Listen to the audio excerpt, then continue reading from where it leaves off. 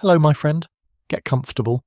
Tonight we are talking about what medieval women actually wore on the hottest days of the year, and what an entire village, an entire town, an entire way of life did when the heat came and there was no fan, no ice, no relief but shade and water and patience. I want to say this quickly and then I promise I will leave it alone. If you enjoy this kind of quiet, slow history, a like or a subscribe genuinely helps this small channel keep going, and it would mean a great deal to me. What I would love to know is where you're listening from right now, whether it is a warm room in Texas, a cooler night in Manchester, or somewhere in between in Ohio. I read everyone. All right, friend, let's begin. It is not the great hall you're picturing. Forget the stone castle with its cool shadowed corridors. Forget the queen in her heavy velvet on a painted throne. Picture instead a narrow lane in a small market town in the middle of July, the dirt underfoot already baked pale and hard by 9 in the morning, and a woman named Agnes crouched in the thin strip of shade thrown by her own house, unlacing the top of her overdress with fingers that already feel swollen from the heat. She's perhaps 26. Maybe she's a baker's wife, up since before the light to get the ovens going while the air was still bearable. Maybe she's a weaver, her hands stained faintly at the fingertips, who has already decided that today she will not touch the loom until the sun starts to lean west. Maybe she's simply a woman with 3 children and a garden and a well that is getting lower every week, watching the sky the way sailors watch water. Whoever she is, she has already stripped down to something the wealthy visitors who come through this town in paintings never show you. A single layer of thin linen, damp at the collarbone, and she's not embarrassed about it because everyone else on the lane has done exactly the same thing. Here is the paradox sitting quietly underneath all of it, the one nobody tells you when they picture the Middle Ages as a world of heavy wool and iron and endless grey weather. Summer in much of medieval Europe could be brutal, really brutal. Chroniclers wrote about summers so dry the rivers dropped low enough to walk across, about grain scorching in the field before it had finished ripening, about wells running to mud. And the clothing that survived on that hard, hot ground, the clothing that actually let a woman work 12 hours in a field or over a fire, was not the heavy costume drama version at all. It was closer, in its logic, to something a modern person might recognise instantly. Loose, light, layered in a way that could be peeled back, piece by piece, as the day got worse. Let us start with what was actually against her skin, because that is where the whole story begins. The base layer, the one every woman wore regardless of whether she scrubbed floors or sat for portraits, was called a chemise in some regions and a smock in others, though most women simply called it her shift, and it was made of linen. Not cotton, which barely existed in Western Europe at this point and was, when it did appear, wildly expensive and imported. Linen woven from the fibres of the flax plant, which grew in damp fields across France and Flanders and England, and was processed through a long, smelly, unglamorous sequence of steps that most people never think about when they picture a medieval woman getting dressed. The flax had to be pulled, not cut, roots and all, then left to rot slightly in water or in dew, a process called retting that separated the tough outer fibre from the woody core, and anyone who lived near a retting pond in July will tell you, or would have told you, that it smelled like something between a swamp and old cheese left too long in the sun. After retting came breaking and scutching and hackling, each one a physically demanding task that pulled the fibre into thin, straight strands ready for spinning. And only after all of that did it become thread, and only after weaving did it become the cloth that touched a woman's skin every single day of her life. And here is the thing about linen that made it, almost by accident, the perfect fabric for a hot summer. It is a hollow fibre. Under a microscope, which nobody in the 14th century had, flax fibre looks almost like a tiny straw, and that hollow structure lets it hold moisture and then release it quickly, wicking sweat away from the skin rather than trapping it there the way wool does, or the way a heavy synthetic fabric would centuries later. Linen also conducts heat away from the body, faster than most other fibres available at the time, which is why it feels cool to the touch even on a warm day, a property that modern textile scientists can measure precisely, and that medieval women simply knew. The way you know a cast iron pan is hot, without needing to understand thermal conductivity. The shift itself was simple in construction, cut from rectangles and triangular gauze to save fabric, because linen was not free and no one wasted it, with a round or slightly scooped neckline, long sleeves that could be pushed up past the elbow, and a hem that fell somewhere between the knee and the ankle depending on the woman's status and the fashion of her particular decade. It was loose, not shapeless exactly, but unfitted, cut with enough ease through the body that air could move underneath it, which matters more than people realise when you're standing over a hot oven or bent double weeding a row of beans under a July sun. Most women owned very few of these. A working woman might have 2, perhaps 3 if she was doing well, and she washed them constantly because the shift was the layer that actually absorbed sweat and body oil, protecting the more expensive outer garments from staining and wear. This is worth sitting with for a moment, because it explains something that confuses a lot of people about medieval hygiene. They were not filthy. They understood, without any germ theory at all, that clean linen against the skin mattered enormously, and washing that linen was one of the most constant, repetitive tasks of a woman's entire domestic life. A soiled outer gown, heavy wool or fustian, might be worn for a season or a year before it was properly cleaned. The shift underneath it was washed every few days, sometimes more often in summer, because everyone could smell what happened when it was not. Over the shift came the kirtle, sometimes called cot, which was the main dress, the layer that gave a medieval woman her actual silhouette, fitted through the torso and full through the skirt, and this is where the real strategy of dressing for heat starts to show itself. Because the kirtle was not one fixed, unchangeable thing. It laced. It laced up the front or up the side or occasionally up the back if a woman had someone to help her, and that lacing was the single most important piece of climate technology available to a medieval woman because it meant the garment could be loosened. Agnes, back on her lane with the sun climbing, has already loosened her side lacing by the width of 2 fingers, not enough to look improper stepping outside her own door, but enough that the linen underneath can breathe against her ribs instead of being pinned flat by wool. Women did this constantly and without much thought, the way a modern person might roll up their sleeves without narrating the decision. A working kirtle for summer was also, whenever the household could manage it, made of a lighter weight wool, or sometimes linen itself, or a wool and linen blend called linsey-woolsey, that split the difference between the durability of wool and the breathability of flax. Fine, heavy broadcloth wool, the kind seen in a bishop's portrait or a merchant's finest gown, was saved for winter and for occasions, not because anyone had invented seasonal wardrobes in the way we think of them now, but because a woman who worked outdoors in July in heavy wool would simply collapse, and everyone around her knew it. Sleeves came off entirely in some regions and some trades. This surprises people. We picture medieval women permanently buttoned up to the throat, and for formal moments, for market days and church and visits, that picture holds. But a woman threshing grain, or hauling water, or bent over a wash tub, very often wore a kirtle with sleeves that laced on separately at the shoulder, called detachable sleeves, and on the worst days of summer, those sleeves came off and were set aside entirely, leaving her working in the sleeveless kirtle over her shift with her forearms bare to whatever breeze existed. This was not scandalous among working people, it was practical, and practicality had a much louder voice in a labourer's world than it did in a noblewoman's parlour. Then there was the apron, which almost every working woman wore regardless of season, usually of coarse linen, tied at the waist and sometimes crossing over the shoulders, and which served a purpose that had nothing to do with heat directly, but everything to do with the economics of it.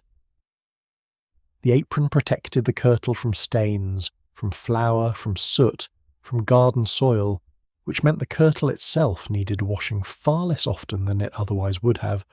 which mattered enormously in a world where washing wool was slow, difficult, and hard on the fabric. In summer, some women simply worked in shift, apron, and loosely laced kirtle skirt with the bodice portion folded down or left unlaced entirely at the top, tied instead around the waist, turning what was meant to be a fitted dress into something closer to a wrapped skirt.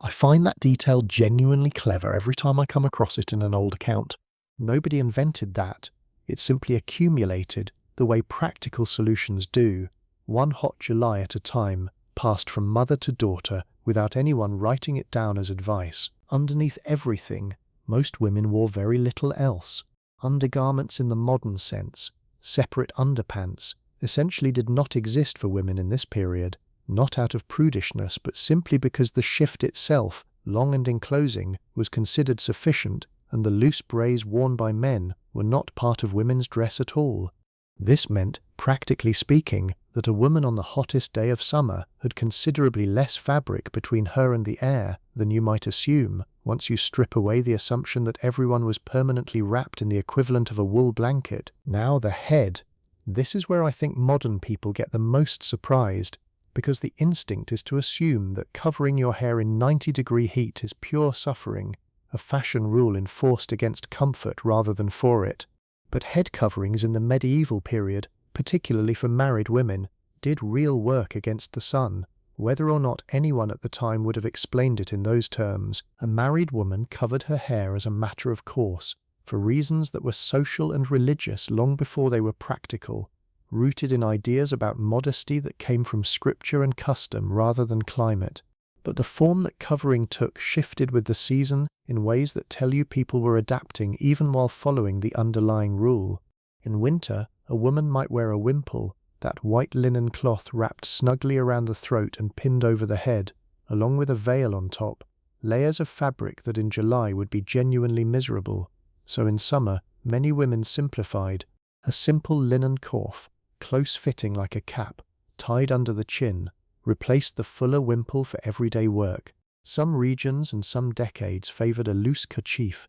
a square of linen folded into a triangle and tied at the nape of the neck, light enough to move in the smallest breath of wind, covering the hair without trapping heat against the scalp the way a heavier arrangement would. And here is the important part, that linen was, again, doing the same trick it did everywhere else on her body. White or unbleached linen reflects sunlight far better than it absorbs it, especially compared to darker or heavier fabrics, and a woman working a field with linen wrapped over her head and the back of her neck was, whether she thought of it this way or not, protecting herself from the kind of sunburn and heat exhaustion that comes from having the sun beat directly onto bare skin and dark hair for 10 hours straight. Field workers, both men and women, frequently added a wide-brimmed straw hat over the linen coif during the heaviest labor of harvest, plaited from rye straw or wheat straw depending on the region, cheap to make and replace, and genuinely effective at throwing shade across the face and shoulders. There is a detail I want to slow down on here, because it stayed with me the first time I read it. Physicians of the period, working from a medical framework we will come back to shortly, believed that the sun's heat could actually cause the brain to become overheated and disordered, leading to a kind of feverish confusion, and this belief, mixed uncomfortably with real observed heat stroke, meant that covering the head in strong sun was seen as medical common sense as much as modesty. They did not have our vocabulary, heat stroke, sunstroke, but they had watched enough field workers stagger and collapse during a bad harvest to know that the head needed protecting, and the remedy they arrived at through observation rather than science happened to be more or less correct. Unmarried girls and young women had more flexibility, sometimes wearing their hair loose or in a single long braid down the back with no covering at all, particularly in rural communities where the strict fashions of a noble court simply did not apply the same way. A girl of 12 or 13 helping in a garden in July might have nothing on her head but her own hair, plaited loosely to keep it out of her face, sweat darkening the linen of her shift at the shoulders by mid-morning, and nobody thought anything of it. The rules tightened considerably once she married, and tightened further still if her household had any pretensions to respectability beyond the purely practical concerns of a farm. Colour deserves its own moment here, because it tells you something about wealth as much as about weather. Undyed linen, left in its natural state or bleached pale by repeated washing and sun exposure, was the default for shifts and often for summer kirtles among working people, and that pale colour was not a fashion choice so much as an economic one that happened to also be a thermal advantage. Dyeing cloth cost money, it cost time. Certain colours cost a great deal of money, woad blue and madder red being common and comparatively affordable, while a true rich scarlet, dyed with imported Kermen's insects, or a deep saturated black, was so expensive that it functioned almost as a uniform of wealth, worn by merchants and nobility precisely because ordinary people could never afford enough of the dye to achieve it. What this meant, in practice, is that the poorest women in medieval Europe were very often walking around in the palest, most sun-reflective clothing available, not because anyone had studied the physics of colour and heat absorption, but because pale undyed linen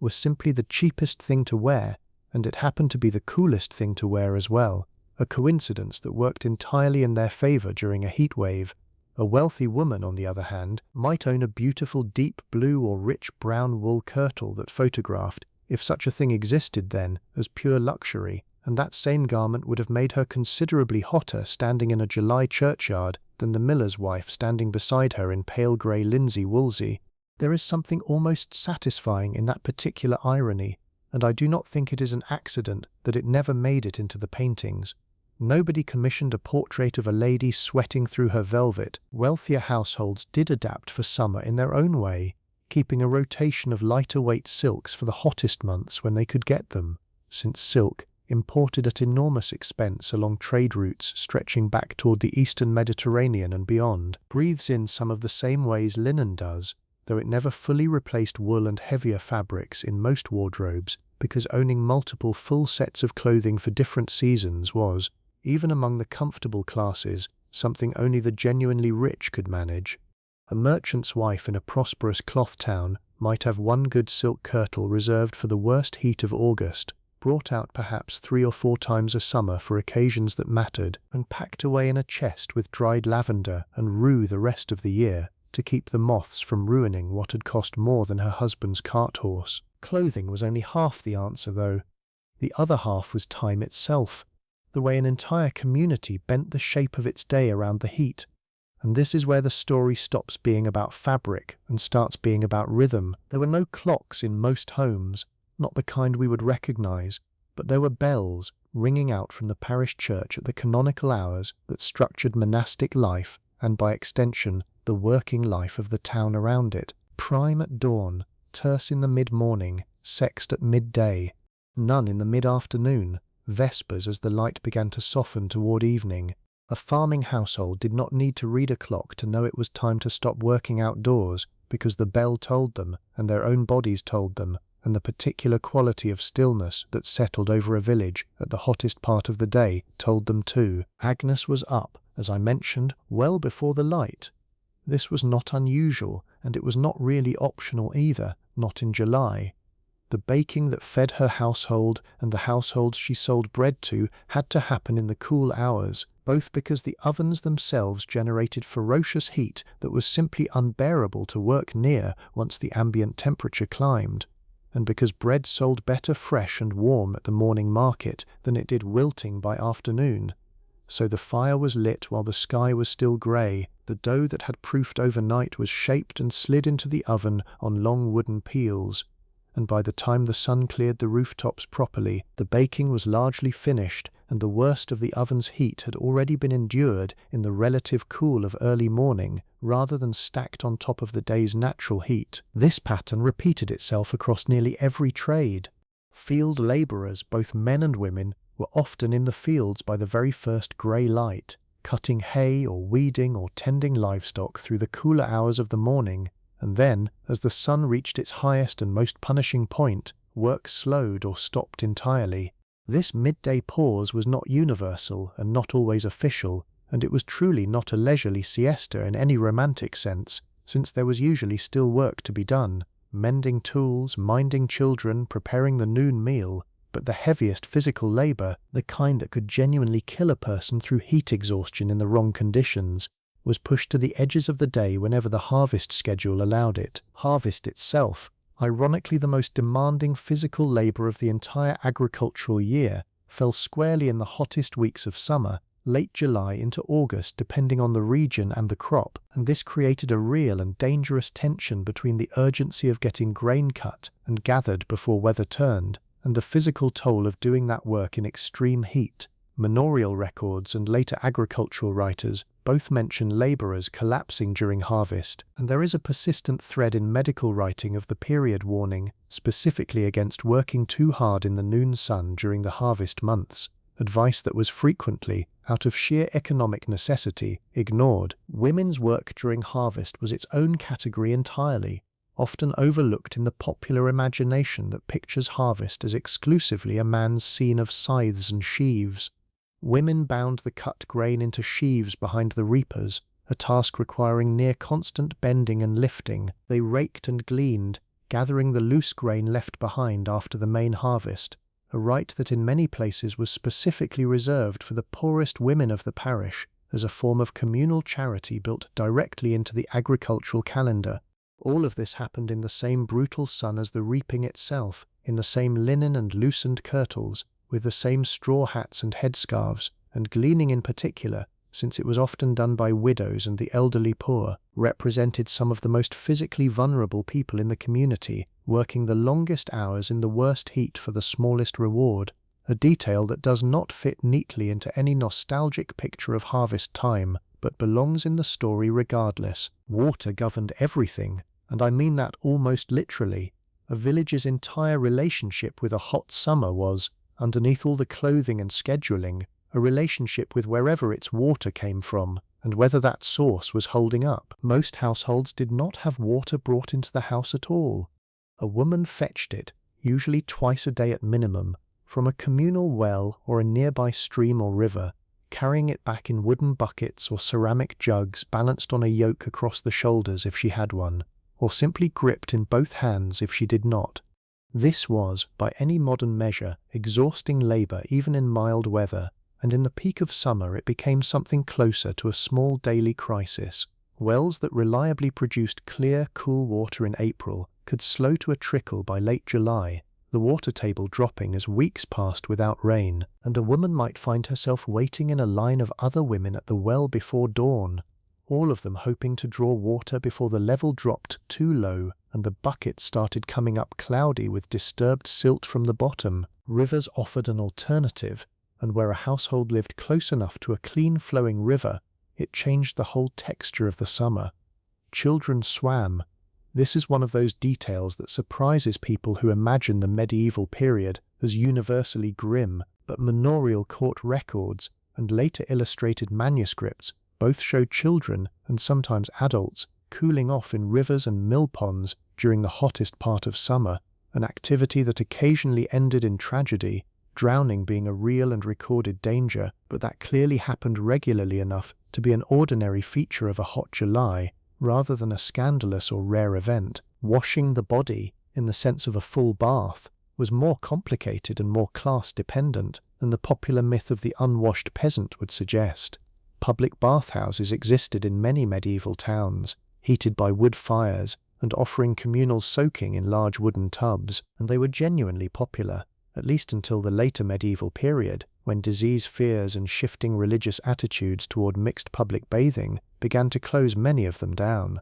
In summer, though, full submersion bathing in heated water held far less appeal than it did in winter, for the obvious reason that nobody craves a hot bath when the air itself is already stifling. Instead, what most women relied on through the hottest months was a quicker, cooler washing at the basin, a cloth dipped in well water and run over the face, the neck, under the arms, the same routine Agnes performed on her lane in the shade of her own doorway, a small private ritual of relief repeated several times through a single day, rather than a single elaborate bath once a week. There is a particular pleasure recorded in the scattered fragments of personal writing that survive from women of this period, in the specific sensation of cool water on overheated skin, and I find something quietly moving in that, the idea that across 7 or 8 centuries, the relief of cold water on a hot neck has not changed even slightly, even while almost everything around that moment, the clothing, the well, the bucket, the entire structure of the day, has vanished or transformed beyond recognition.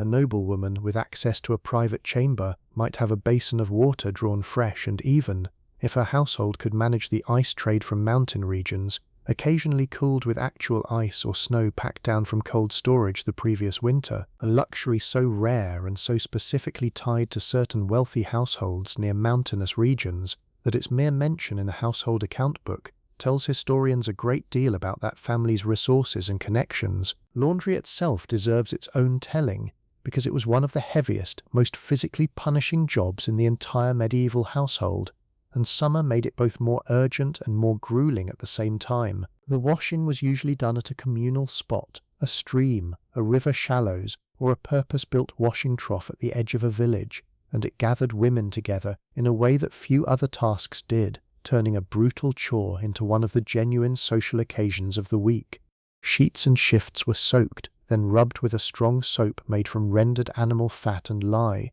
which was itself produced at home by running water repeatedly through wood ash until it became caustic enough to cut through grease and grime, a process that stung the hands and required real care to avoid burns.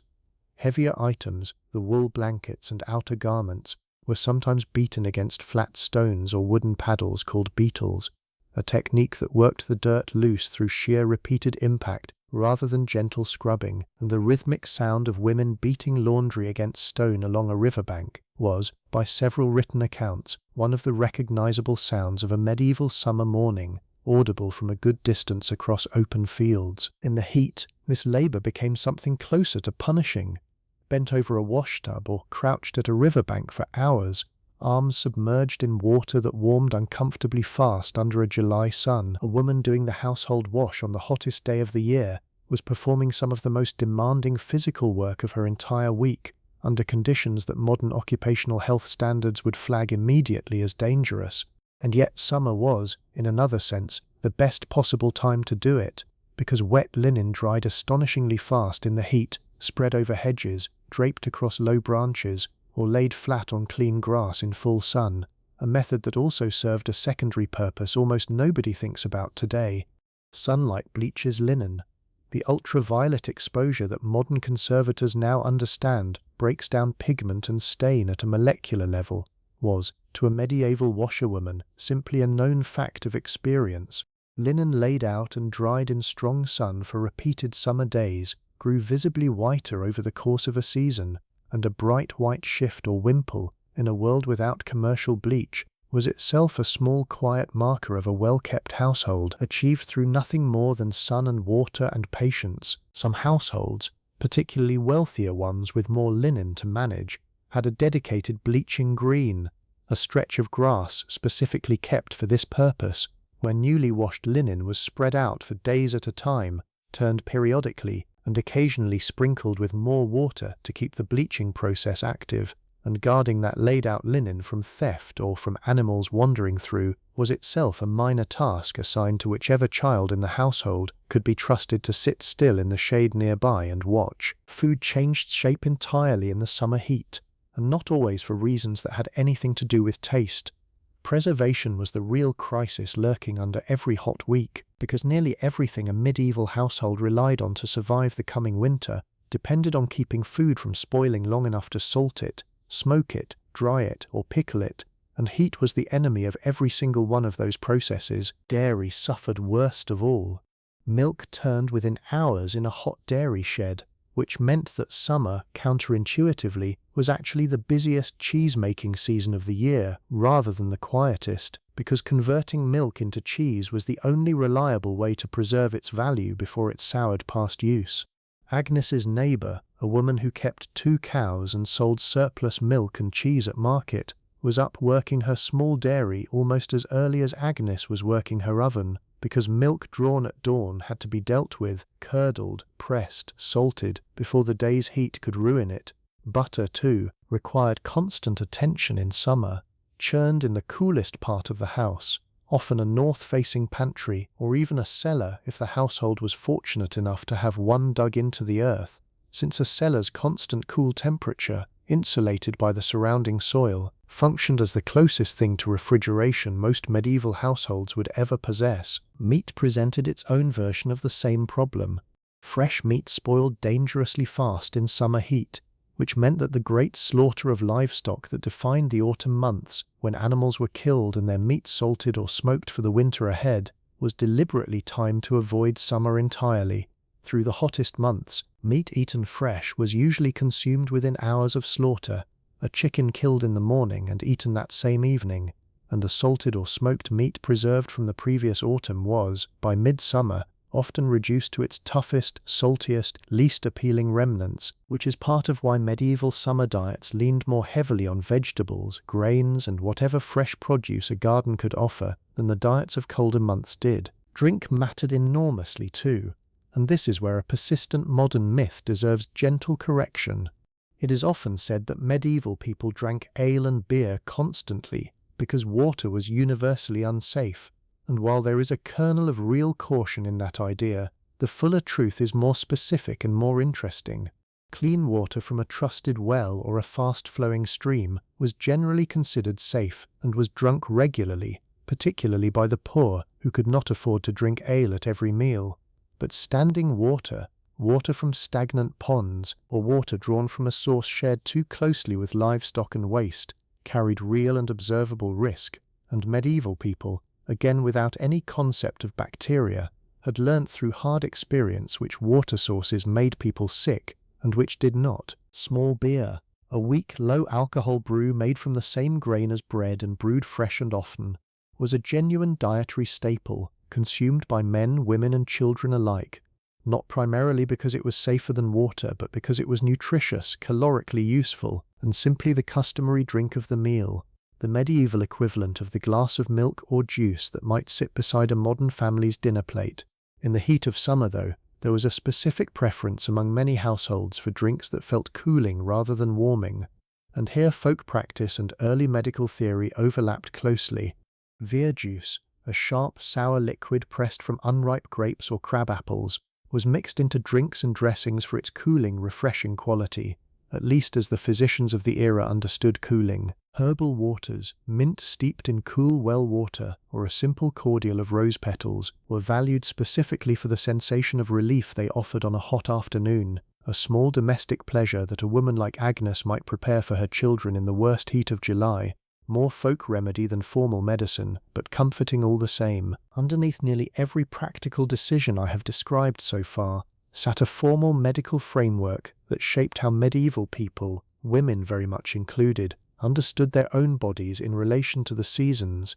and it is worth slowing down here because it explains so much of the logic that otherwise looks like superstition from the outside. Medieval medicine, inherited largely from ancient Greek and Roman sources, and refined by scholars across the Islamic world before making its way into European universities, organized the body around 4 humours: blood, phlegm, black bile, and yellow bile, each one associated with a particular combination of hot, cold, wet, and dry qualities. A healthy body in this framework kept these 4 humours in rough balance, and illness resulted when one humour grew too dominant. Summer, in this system, was considered a hot and dry season, associated most closely with yellow bile, and the practical medical advice that followed from this belief shaped diet, activity, and yes, clothing choices throughout the hottest months. Physicians writing household health guides, the kind of practical texts that circulated among literate households and were sometimes read aloud or summarized for women managing a family's health,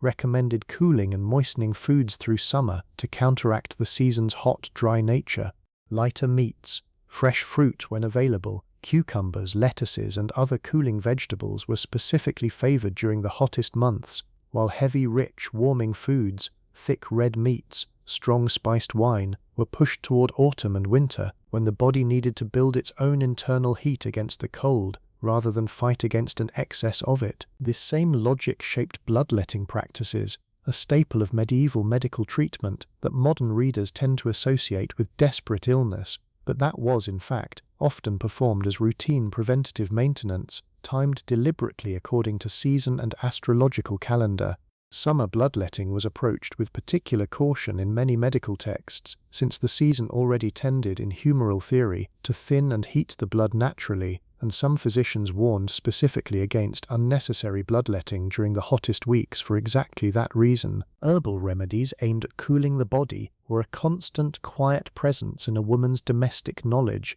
passed down mother to daughter alongside cooking and weaving, existing entirely outside any university-trained physician's involvement. Borage, its blue star-shaped flowers steeped into a cooling drink believed to lift the spirits and ease the heat of fever, violet, similarly prized for its cooling, moistening qualities, used in syrups and waters, rosewater, distilled at home in households wealthy enough to own a small still, or purchased from an apothecary in towns large enough to support one, applied to the temples and wrists on the worst days, valued for a cooling sensation that had less to do with any measurable drop in temperature and everything to do with the psychological relief of a fragrant, damp cloth against overheated skin, which, honestly, still works exactly the same way today. There was also a genuine and specific fear surrounding what physicians called bad air,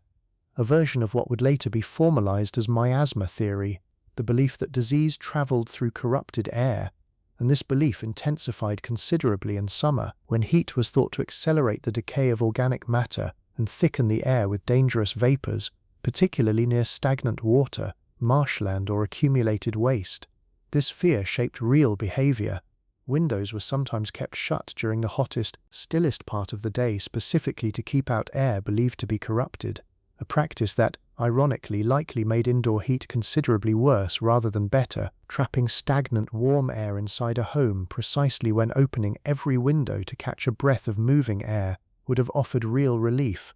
Households near marshes or slow-moving water were considered, correctly as it happens though, for the wrong stated reason, to face heightened risk during summer, since these were also, unknown to medieval physicians, the breeding grounds of the mosquitoes that carried malaria, a disease genuinely present across parts of medieval Europe and referred to in period sources as tertian or quartan fever, named for the pattern of its recurring chills, a real seasonal danger dressed up in the language of bad air and imbalanced humours, but a real danger all the same. Let us leave Agnes for a while and step into a very different house, because heat did not care about status, even if the resources available to fight it plainly did. Picture a woman named Isabeau, the wife of a wool merchant in a prosperous cloth town, waking not in a single room shared with her children, but in a bedchamber of her own on the upper floor of a tall timber-framed house, its walls thick enough and its ceilings high enough that the room holds a memory of the previous night's cooler air well past sunrise. Her house has something Agnes's does not, a cellar dug into the earth beneath the kitchen, cool and dim, and used to store not just food but, on the worst days of summer, whatever linens and provisions the household wants kept from the heat entirely. Isabeau's own morning routine involves a maidservant, not because she is lazy, but because status in this world was performed partly through exactly this kind of visible household labor, and her clothing choices for the day reflect a wardrobe simply larger and more specialized than Agnes will ever own. She has tucked in a cedar-lined chest specifically to guard against summer moths, 2 kirtles of lightweight silk, brought up from Italian trade routes at a cost that would represent months of a labourer's wages, worn only on the hottest days precisely because silk, unlike the heavier wools that make up the bulk of even a wealthy woman's wardrobe, moves air and sheds heat in a way nothing else in her closet quite matches. She also owns something Agnes has never held in her hands, a folding fan, imported, its spokes carved from thin bone or ivory, and its leaf painted with a scene from scripture, or, depending on the fashion of her decade and region, simply left plain, functional rather than decorative. The fan is a small luxury with a real practical use, and Isabeau uses it constantly through the hottest hours, a habit that will not become fashionable across broader Europe for several more centuries but that already exists, in a more modest form, among wealthy women with access to trade goods from further south and east. Isabeau's house is also, simply by virtue of its construction, cooler than Agnes's. Stone foundations, thick timber walls, small windows set deep into thick frames, all of it built originally with winter cold in mind rather than summer heat, but all of it working, almost by accident, in her favour during July. The deep-set windows that keep out winter drafts also keep out the worst of the midday sun, throwing the interior of the house into a permanent dim coolness that a single-room cottage, thinner-walled and lower-ceilinged, simply cannot replicate. And yet Isabeau's life carries its own version of the burden Constance would carry centuries later in a very different London, the burden of a body dressed for status rather than purely for comfort, laced into garments that, however lighter in fabric, still required more structure and more layers for public appearance than Agnes ever had to manage. because Isabeau's clothing was doing social work, signalling her husband's success to every other merchant's wife in the parish church, and that work did not pause, simply because the weather turned brutal. She sweats inside her silk exactly as Agnes sweats inside her linen, only Isabeau's sweating happens behind a fan, in a cooler room, watched by fewer people, and that difference, small as it sounds, was the entire difference between two women's summers. There is a third kind of woman worth spending time with here, and she lived a life shaped by neither a market stall nor a merchant's parlour, but by a bell schedule even stricter than the one that governed a town outside her walls.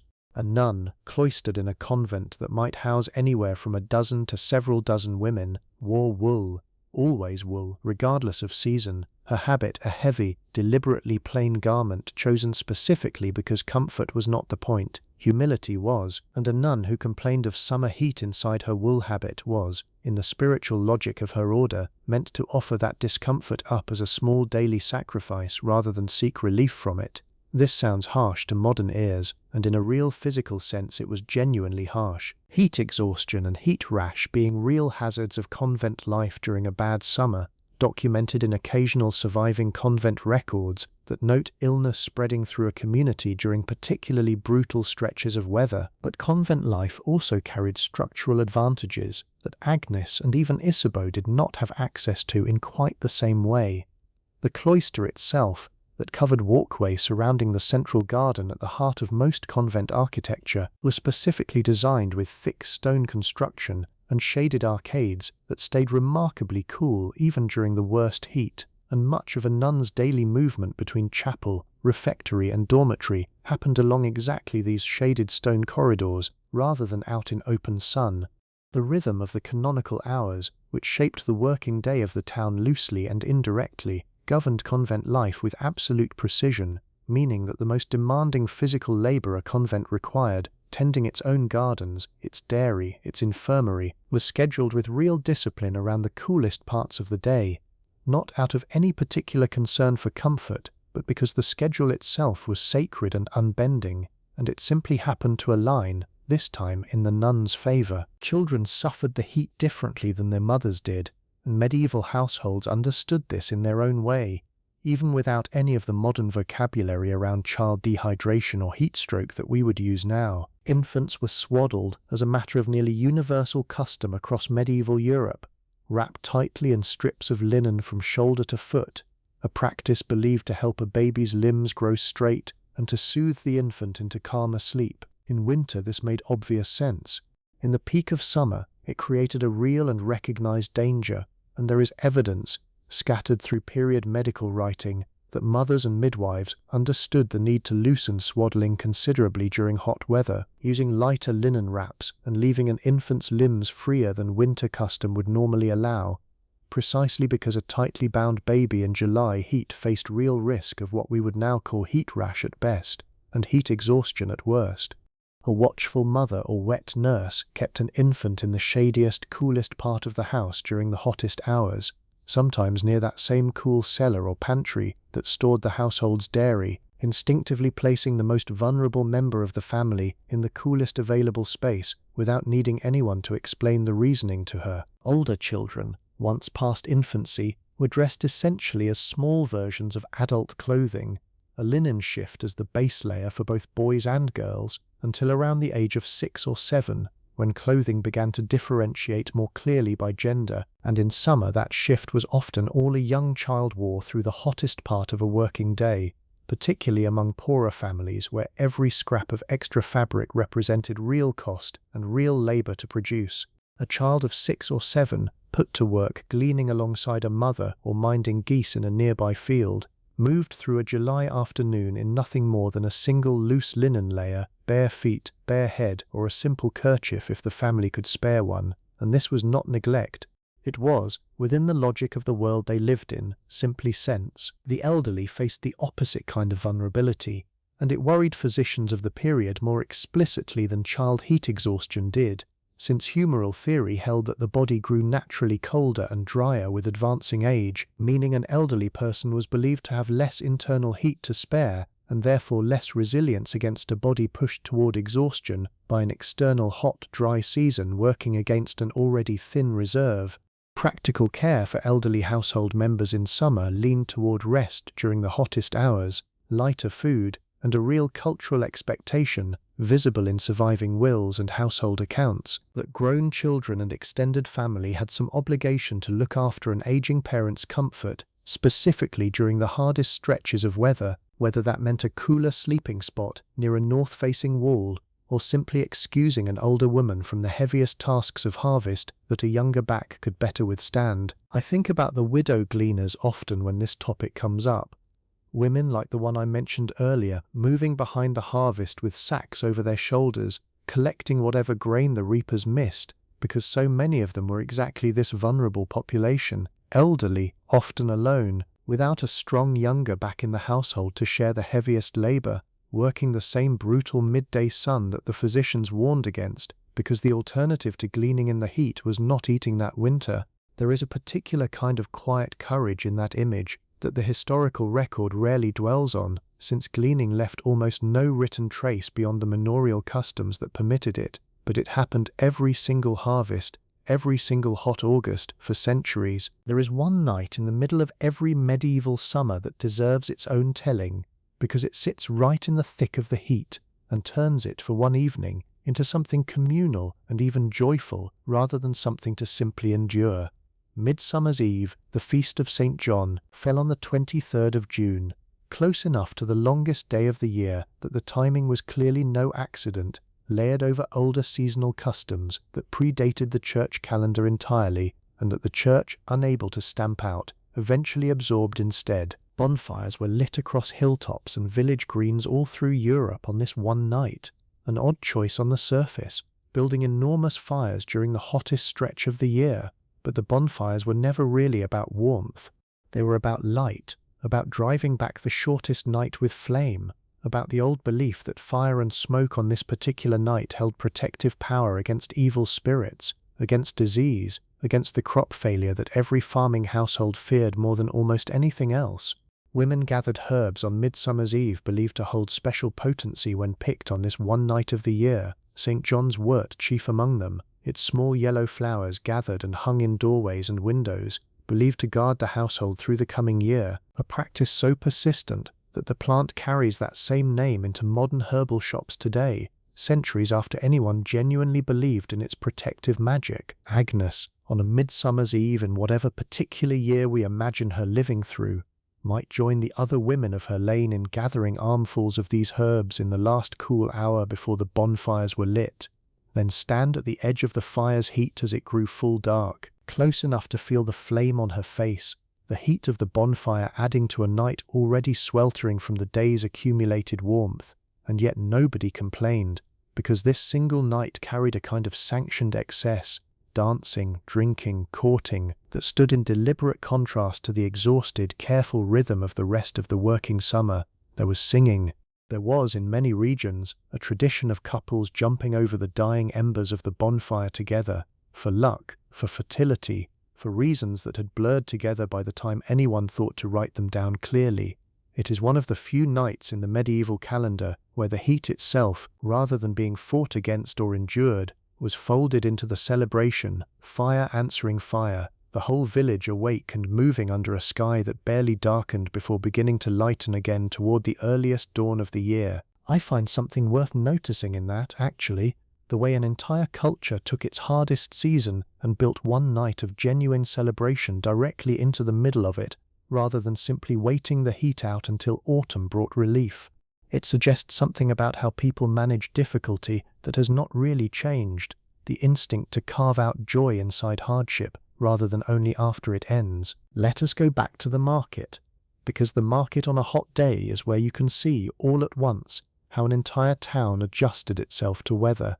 Market day in most medieval towns was fixed by charter, a specific day of the week granted by royal or noble permission, and it did not move simply because the weather turned brutal, which meant that every hot Tuesday or Thursday or whatever day the charter specified, the town square filled regardless, stallholders setting up their goods under whatever shade they could improvise. Awnings appeared over the more established stalls, canvas or coarse linen stretched on wooden poles, throwing a strip of shade over the goods and, more importantly, over the seller standing behind them for hours at a stretch. A woman selling eggs or cheese or garden vegetables from a basket without the resources for a proper stall positioned herself wherever the shadow of a building fell longest through the morning, moving her basket every hour or so as the sun's angle shifted the shade across the square, a small quiet dance repeated by dozens of women simultaneously, none of them needing to discuss it, all of them reading the same sun. The goods themselves told their own story about the season.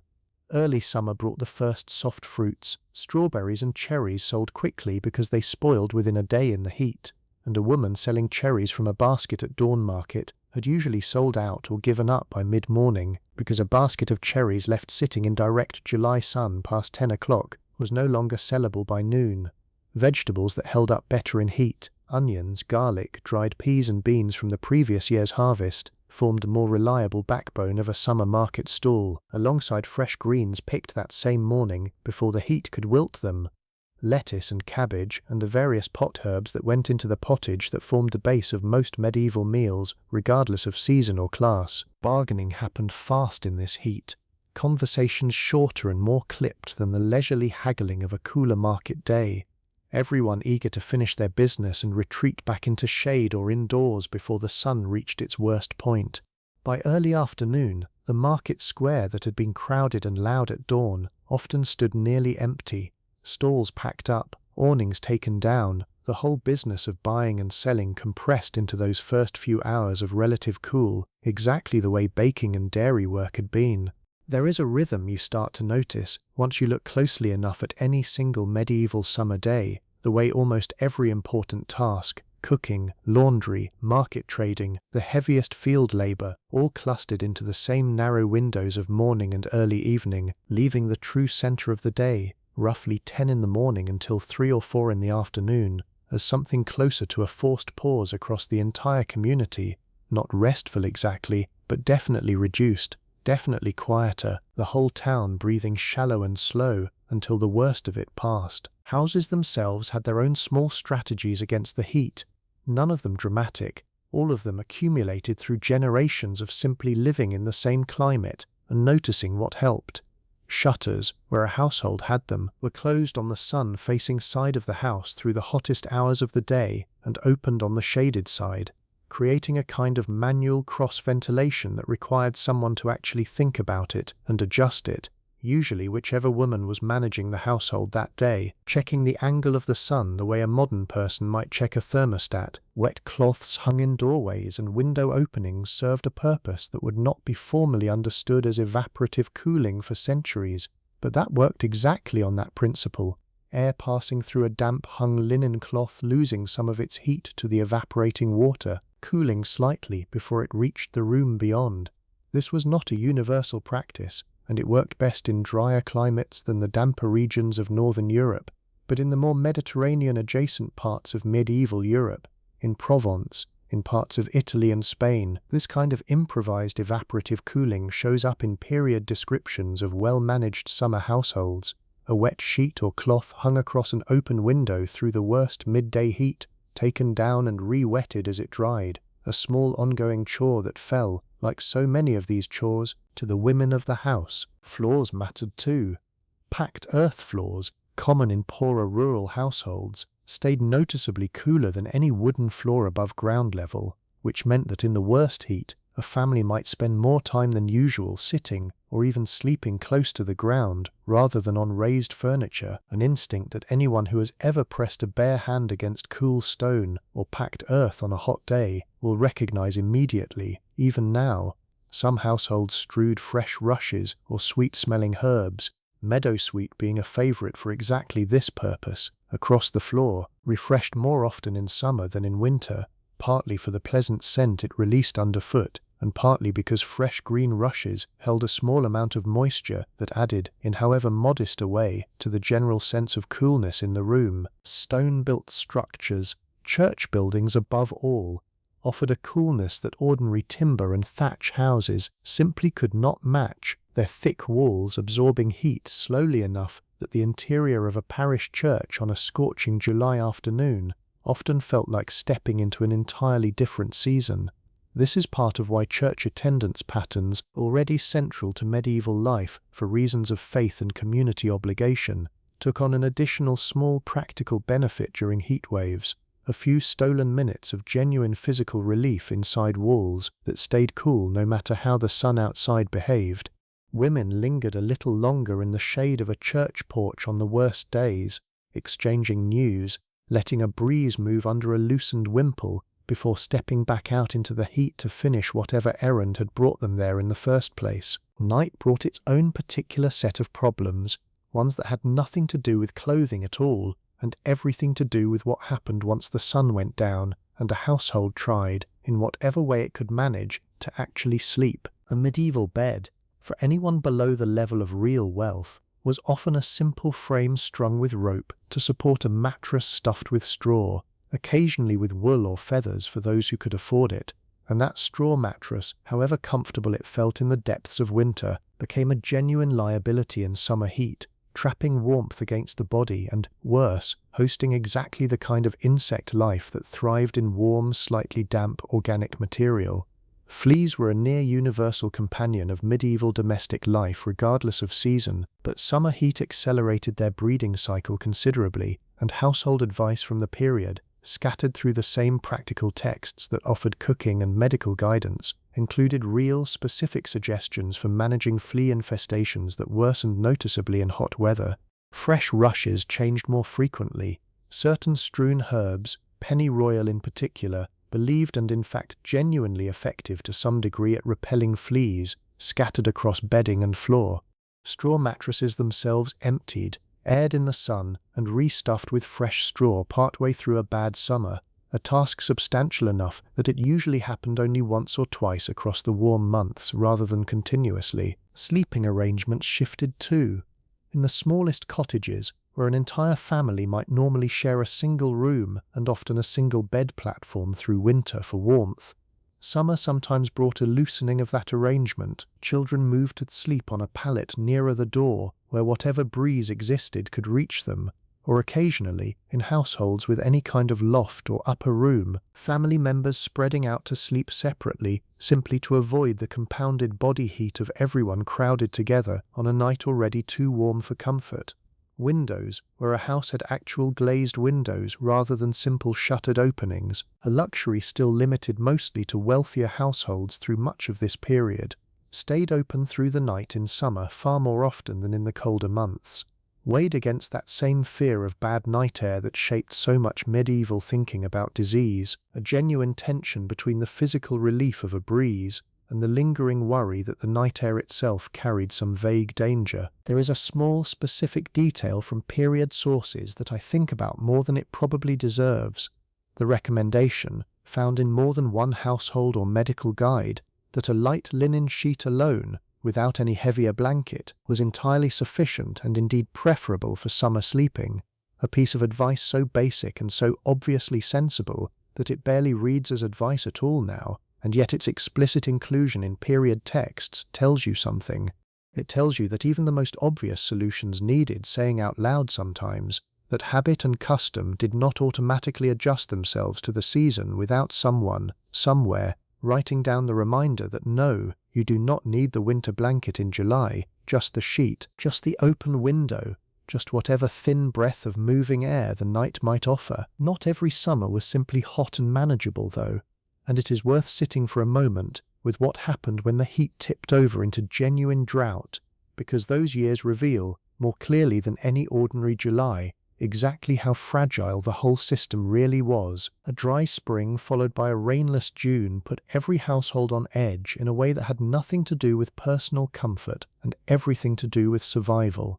Wells dropped. Streams that normally ran clear and steady through summer slowed to something barely moving, and in the worst years, actual chronicled droughts recorded across various regions of medieval Europe. Rivers that powered the local mill simply stopped turning the wheel, which meant no grinding of grain, which meant, within a matter of weeks, a genuine local crisis around bread itself, the most basic food in nearly every household's diet. Chronicles writing about particularly severe drought years describe grain scorching and shriveling in the field before it had properly filled out, cattle dying of thirst or being driven to slaughter early because there was no water or feed to keep them alive through to autumn, and a particular kind of communal anxiety that settles over an agricultural community, watching the sky for rain that simply refuses to come. Women's work intensified in these years in ways that layered directly on top of the ordinary summer burden. Water had to be carried from further away as nearby sources failed, sometimes a mile or more each direction, a task that in an ordinary summer might happen twice daily and now happened constantly. Whole mornings consumed simply keeping a household in enough water to cook and drink, with washing and bathing reduced to the barest minimum because the water simply could not be spared for anything beyond survival. Gardens, which in a normal summer supplemented the diet with fresh vegetables and represented a genuine source of independence for a household, particularly for women who often managed the kitchen garden as their own specific domain, failed or produced far less in a true drought, forcing families back onto stored grain reserves months earlier than planned, reserves that were themselves meant to stretch through an entire coming winter. There is a particular kind of prayer that appears repeatedly in the records of these drought years. Processions organized specifically to ask for rain, relics carried through fields and streets, entire parishes turning out to walk and pray together, a communal response to a crisis that no individual household, however well managed, could solve alone. I find something genuinely moving in that detail. Actually, the image of an entire town, women in their lightest linen, children, the elderly who could still walk, moving together through scorched fields behind a priest carrying whatever relic their church possessed, asking collectively for the one thing that no amount of clever clothing or careful scheduling could provide. Rain either came or it did not, and either way the procession itself, the shared act of hoping together, mattered enormously to people who had very little other means of controlling their circumstances. Not every hot summer became a drought summer, of course, and most did not. Most simply passed as a hard, sweaty, exhausting stretch of weeks that everyone got through, using exactly the accumulated small strategies we have already walked through: the loosened lacing, the early hours, the cool cellar, the wet linen at the window. But the possibility of drought sat somewhere in the back of every mind through every hot week,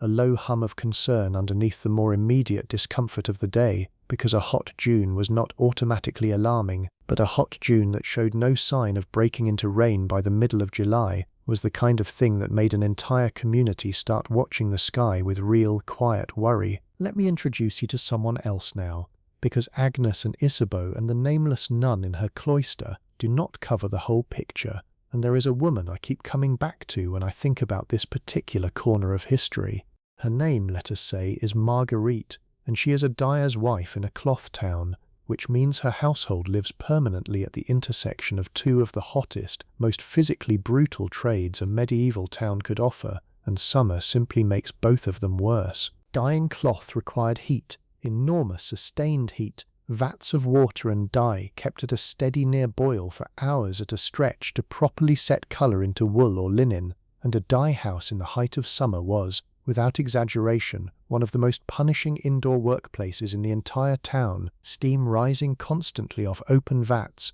the air thick with the smell of woad or madder or whatever dye stuff was in use that week, a smell that clung to skin and hair and clothing so persistently that dyers were often recognizable on sight by the stained blue or reddish tint permanently worked into the skin of their hands and forearms. Marguerite herself did not typically work the vats directly, that heaviest labor usually falling to her husband and his apprentices, but she managed the household that surrounded that trade, feeding a crew of hot, exhausted workers through the worst heat of the day, and her own domestic labor, cooking over her own kitchen fire, happened in a house already saturated with the ambient heat radiating off her husband's workshop next door. She had her own version of the strategies we have already covered: the loosened kirtle, the linen coif, the early rising to get bread made, and the worst of the cooking finished before the dye vats next door reached their own full midday heat. But she also had something specific to her situation, a genuine, practiced understanding of when to keep her own house's shutters and doors closed against the heat radiating off the workshop, and when opening everything to try to catch a crosswind,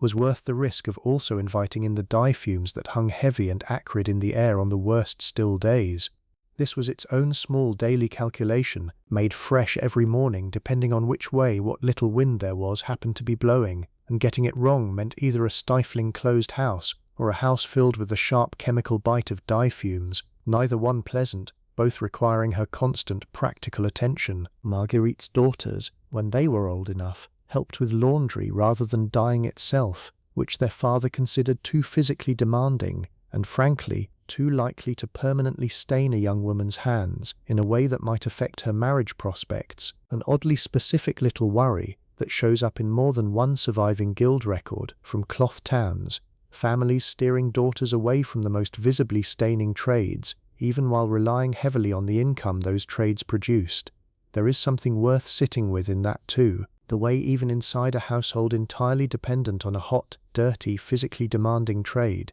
careful thought still went into managing a daughter's future prospects, weighing practical usefulness against the social cost of stained hands, at a time when a young woman's hands were, in their own small way, part of how she was evaluated by prospective husbands and their families. Travel in summer heat brought its own particular discomforts, and medieval roads, unpaved dirt tracks for the vast majority of their length, turned into something genuinely difficult to move through once a dry spell had baked them hard and covered every passing cart and traveller in a fine layer of dust that mixed with sweat into something uncomfortable in a way distinctly different from mud-season discomfort. Women who travelled, whether on pilgrimage, to visit family in another village, or simply accompanying a household on business, adjusted their clothing for the road in ways that echoed the same logic Agnes applied at home. Lighter fabrics, a wide-brimmed hat over the usual head covering when one was available, and a determined effort to cover the worst stretches of open road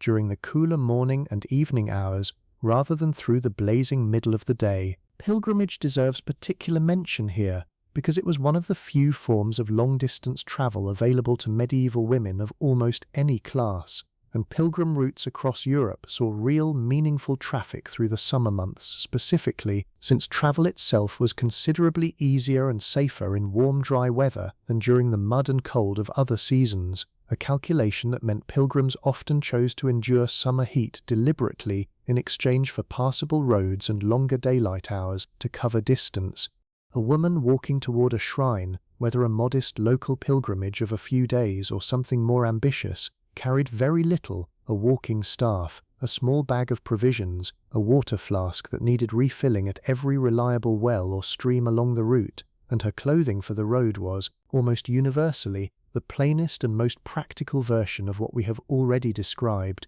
a simple linen shift and kirtle, sturdy shoes, or for the truly devout undertaking a penitential pilgrimage, sometimes no shoes at all, a choice that in summer heat on a baked dirt road represented its own severe test of endurance and faith combined. Inns and hostels along popular pilgrim routes had, by necessity, developed their own small accommodations for the heat, common sleeping rooms positioned to catch whatever breeze the building's orientation allowed, courtyards with wells specifically for travellers rather than just household use, and a general culture of hospitality that, whatever else it involved, understood that a traveller arriving hot, dusty and exhausted needed water and shade before almost anything else. There is something quietly moving in the record of these wayside stops, the sense of an entire informal network stretched across medieval Europe, built specifically around the practical needs of people moving through difficult conditions, refined over generations of pilgrims passing through the same villages,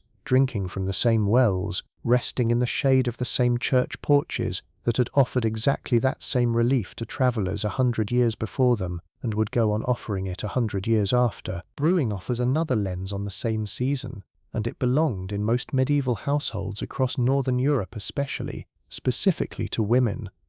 Alewife was a real and recognised occupation, and even in households where brewing was not a commercial trade, the actual work of brewing the household's regular supply of small beer fell almost universally to the woman running the kitchen, making it, alongside baking, one of the two central hot, physically demanding domestic tasks that defined a woman's relationship with fire and heat through the summer months. Brewing required boiling water, steeping malted grain, boiling the resulting liquid again with whatever bittering herbs were traditional to the region before hops became the dominant choice later in the medieval period, and then managing a fermentation process that, unhelpfully, actually worked faster and less predictably in warm weather than in cool. A brewster managing her ale through a July heatwave faced real technical challenges that her winter self did not, fermentation racing ahead of schedule, batches turning sour faster than intended, the whole delicate balance of the process thrown off by ambient temperatures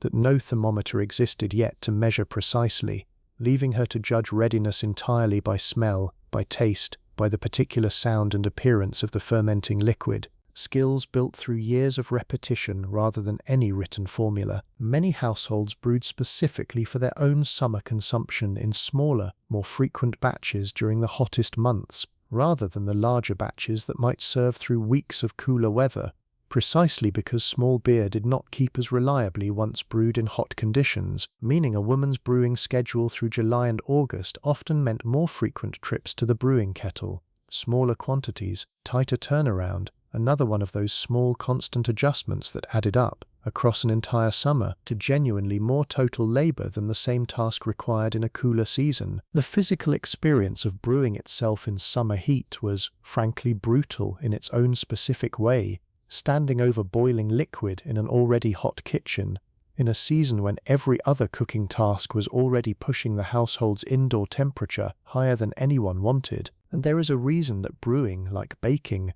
happened as early in the day as a woman could manage it, the fire lit and the water boiling while the outside air still held some coolness from the night before. The whole hot, steamy business ideally finished, and the kettle set aside before the sun itself added its own contribution to an already overheated kitchen. The kitchen garden was, in most households, a woman's specific domain in a way that the field crops, generally managed under the household's or the manor's broader agricultural planning, were not, and summer was the garden's busiest, most demanding season by a wide margin. Watering, in a period without any kind of hose or piped irrigation, meant carrying water by hand from whatever source the household relied on, bucket by bucket, to keep a garden alive through a dry stretch, and this task competed directly with every other water need the household had: drinking, cooking, washing, all of it drawn from the same limited well or stream, all of it requiring the same tired arms to carry it. Herbs held a particular importance here beyond simple flavoring, since so much of a household's basic medical care, the borage and violet and rose water we already discussed, the pennyroyal scattered against fleas, depended entirely on a woman's own garden producing a reliable supply through the growing season. Mint spread easily and vigorously, valued both for its cooling flavor in summer drinks and for its genuine usefulness in unsettled stomachs, a common enough complaint in a season when food spoiled faster and appetites, honestly, often flagged in the heat the way they still do today.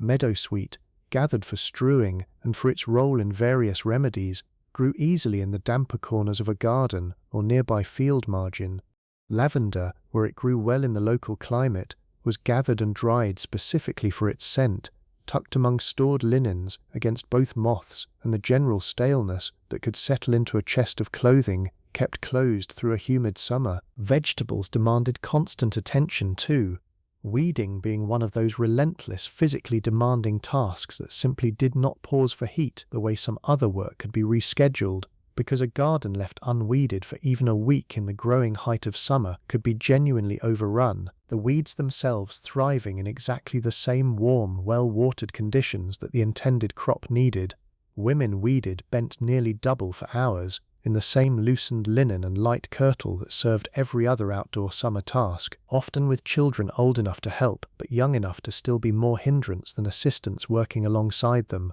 learning the difference between a useful seedling and an intruding weed through the same slow, repetitive, hands-in-the-dirt method that had taught every gardener before them. There is a specific satisfaction, mentioned more than once in surviving household writing from women literate enough to record such things, in the harvest of a well-tended summer garden, the first ripe vegetables of the season pulled and eaten that same day, a pleasure entirely separate from the exhausting labor that produced it. And I think that particular satisfaction, the reward of your own careful work arriving finally as something you can taste, has probably not changed even slightly across the intervening centuries. Whatever else about growing food has transformed beyond recognition. Let us talk plainly about sweat and smell, because it is exactly the kind of detail that gets smoothed out of most historical accounts, and it genuinely shaped how medieval women managed their bodies through a hot summer. Nobody had deodorant in the modern sense, obviously, but that does not mean nobody cared about body odor or had no strategies against it, and the strategies that existed leaned directly back into everything we have already discussed. Frequent washing of the linen shift mattered enormously here, precisely because the shift, worn directly against the skin, absorbed the bulk of a day's sweat before it could reach and stain the more expensive outer garments, which meant that a woman changing into a freshly washed shift, even if her kirtles stayed the same for days, experienced a real and immediate improvement in how she felt and likely how she smelled, a small daily reset available even to households without the means for elaborate bathing. Herbs played a role too, sprigs of lavender or rosemary sometimes tucked directly against the body in a sleeve or bodice, or scattered among stored linens so that the fabric itself carried a faint, pleasant scent even before it touched the skin.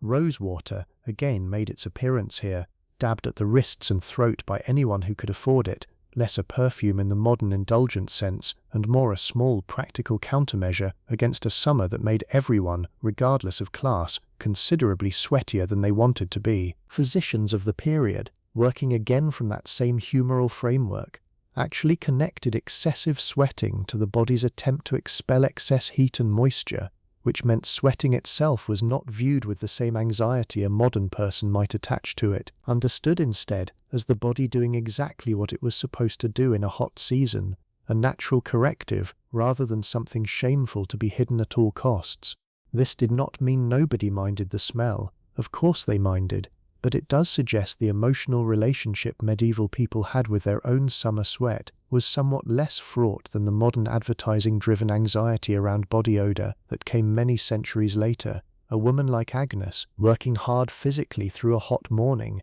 sweating through her linen shift, was simply doing what her body needed to do, and the remedy was not shame but practical care. Wash the shift, change it when you could, keep a sprig of something fragrant nearby, and get on with the rest of the day. Feet deserve a small mention here too, since medieval shoes, generally simple leather constructions without much in the way of the cushioning or breathability we take for granted now, could become genuinely uncomfortable in summer heat, and many working women, particularly at home or in a garden rather than out on public streets, simply went barefoot through the hottest stretches of the day, a practice that shows up repeatedly in period art depicting rural women at work, bare feet against cool earth or grass being, in its own small way, one of the oldest and most obvious cooling strategies available to anyone, requiring no fabric, no water, no herb, nothing at all beyond the simple choice to take the shoes off. Lammas, falling on the first day of August, marked another point in the summer calendar worth pausing on, a festival of the first wheat harvest, when bread baked from the new grain was blessed at the parish church, a moment of real tangible relief woven into a season that had, by early August, usually been hot and demanding for many weeks running. This was not a festival of fire and dancing the way midsummer was, but something quieter and more practical, a marking of the point where the hardest part of the agricultural year, the harvest itself, was properly underway, the grain that would feed the household through the coming winter finally, physically, arriving. Women baked the first loaf from new grain with particular care, and in many parishes this loaf carried genuine ceremonial weight, brought to church to be blessed alongside prayers for the safe completion of the rest of the harvest still to come. There is something worth noticing in the timing here, a festival that fell right in the hottest, most exhausting stretch of the agricultural year, and yet functioned as a moment of gratitude and hope rather than complaint, an acknowledgement that despite the brutal heat of the preceding weeks, despite the sunburned arms and the aching backs, and the water carried mile after mile from a dwindling well, the grain had grown, the first harvest had come in, and there was reason, genuine reason, for a small collective breath of relief in the middle of an otherwise unrelenting season of labour. Livestock needed their own summer management, and this fell to women in many households just as surely as the dairy work already described. since a farmyard's animals suffered in the heat exactly as their owners did, and a hen that stopped laying in extreme heat, or a cow whose milk yield dropped under heat stress, represented a real economic loss that a household could not simply shrug off. Chickens were given access to shade and, where possible, a cooler patch of dirt to dust bathe in, a behavior that helps birds regulate their body temperature, and that any woman keeping hens through enough summers learned to recognize and even encourage, since a flock without adequate shade in the worst heat could genuinely sicken or die. Pigs, prone to overheating badly since they cannot sweat effectively, were given access to mud wallows whenever a household had the water to spare for one, the mud serving essentially the same evaporative cooling function for the animal that a wet linen cloth served for a human being, and a farmer's wife checking on her pigs during a heat wave was, in her own practical way, applying the exact same cooling logic to her livestock that she applied to her own household. Cattle and sheep, where a household kept them, were moved to graze during the cooler hours and brought to shade or water during the worst heat of midday, another task that layered onto an already full day, and a woman managing a small farm's animals alongside her domestic duties through a heat wave was managing, in effect, two entirely separate sets of creatures with their own distinct needs,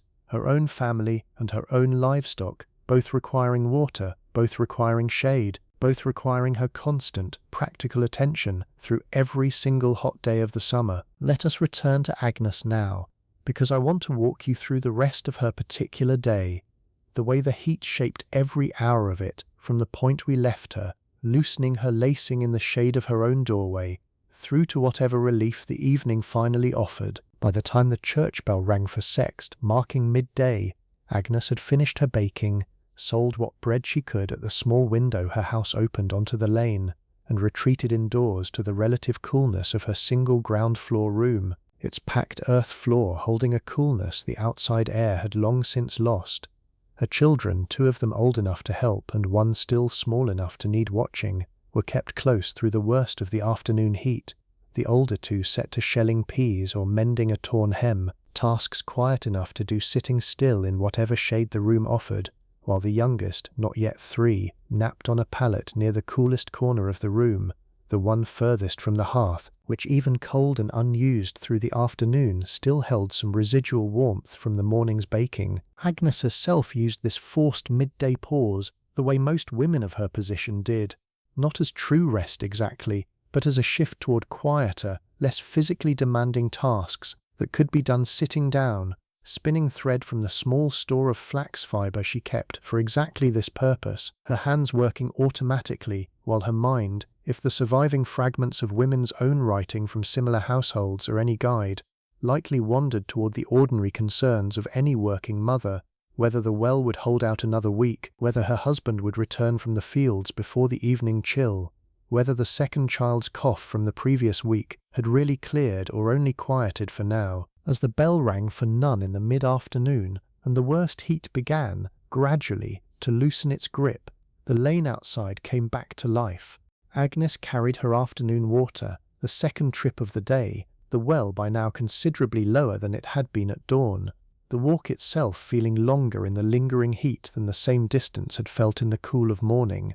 She checked on the small garden behind her house, a modest plot that supplied onions and cabbage and a few herbs, watering what she could spare water for, pulling a few weeds that had crept forward aggressively in the day's heat, exactly the way every gardener's weeds always seem to. Supper, when it came as the light began to properly soften toward evening, was simple, pottage thickened with whatever vegetables the garden and the larder currently offered, bread from the morning's baking, small beer poured for everyone including the children in modest portions, and this meal, eaten together as the worst heat of the day finally released its hold, carried a particular kind of relief that I think is easy to underestimate from this distance. The whole family gathered not because any custom demanded it specifically, but because evening, cooling and softening, was simply the first point in the entire day when gathering together in one place felt pleasant rather than oppressive, and there is something in that timing, evening as the natural gravitational point of a hot day's family life, that feels entirely recognizable even now, centuries and an enormous amount of technology later. It is worth remembering that the medieval period stretched across roughly 1,000 years,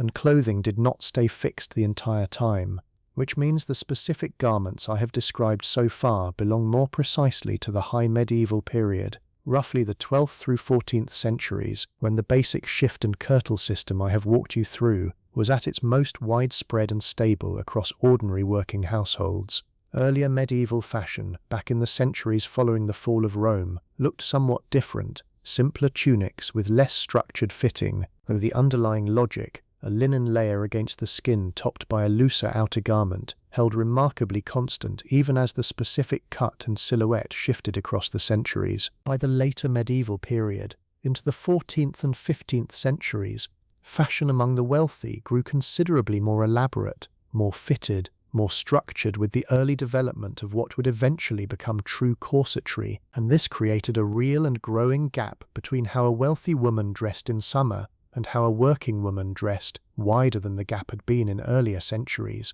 The wealthy woman's fashionable silhouette, increasingly tight through the torso, increasingly dependent on structured undergarments to achieve, became genuinely harder to manage comfortably in extreme heat, even as working women's practical clothing remained relatively unchanged in its basic loose, layered, adjustable logic. A fashionable court lady in the 1400s, lacing herself into an increasingly fitted gown for a summer court appearance, faced a real and growing tension between fashion and comfort that a peasant woman largely escaped simply because nobody expected her clothing to achieve the same dramatic silhouette in the first place. Geography mattered enormously here too, and it is worth acknowledging that medieval Europe was not one uniform climate any more than modern Europe is. A woman living in southern France, in Italy, in parts of Spain, dealt with summer heat that was often more intense and more sustained than anything a woman in England or the Low Countries or northern Germany typically experienced,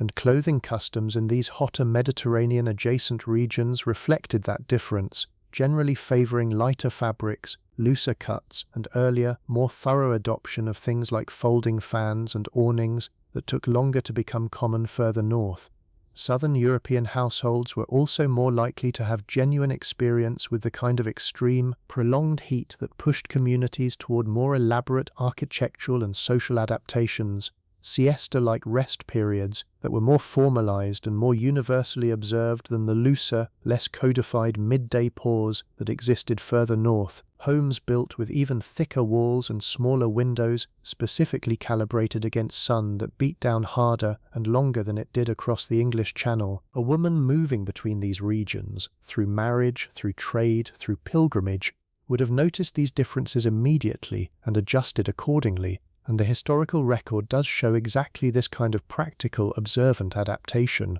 Merchants' wives writing home about local customs they found useful and worth adopting. The slow cross-pollination of practical heat management wisdom moving along the same trade routes that carried cloth and spice and dye. One household's clever solution to a hot summer eventually becoming, through years of contact and exchange, another distant household's ordinary practice. Let us talk about the women who worked with needle and thread in town workshops, because their relationship with summer heat was its own particular version of the same broader story. Silk workers, embroiderers, seamstresses employed in the growing urban textile trades of the later medieval period spent long hours indoors, bent over fine work that required good light and steady hands, conditions that put them in direct conflict with the summer heat in a way field labor, for all its physical brutality, did not quite match. Inside that workshop, a full room of women doing fine needlework through a July afternoon faced a specific problem,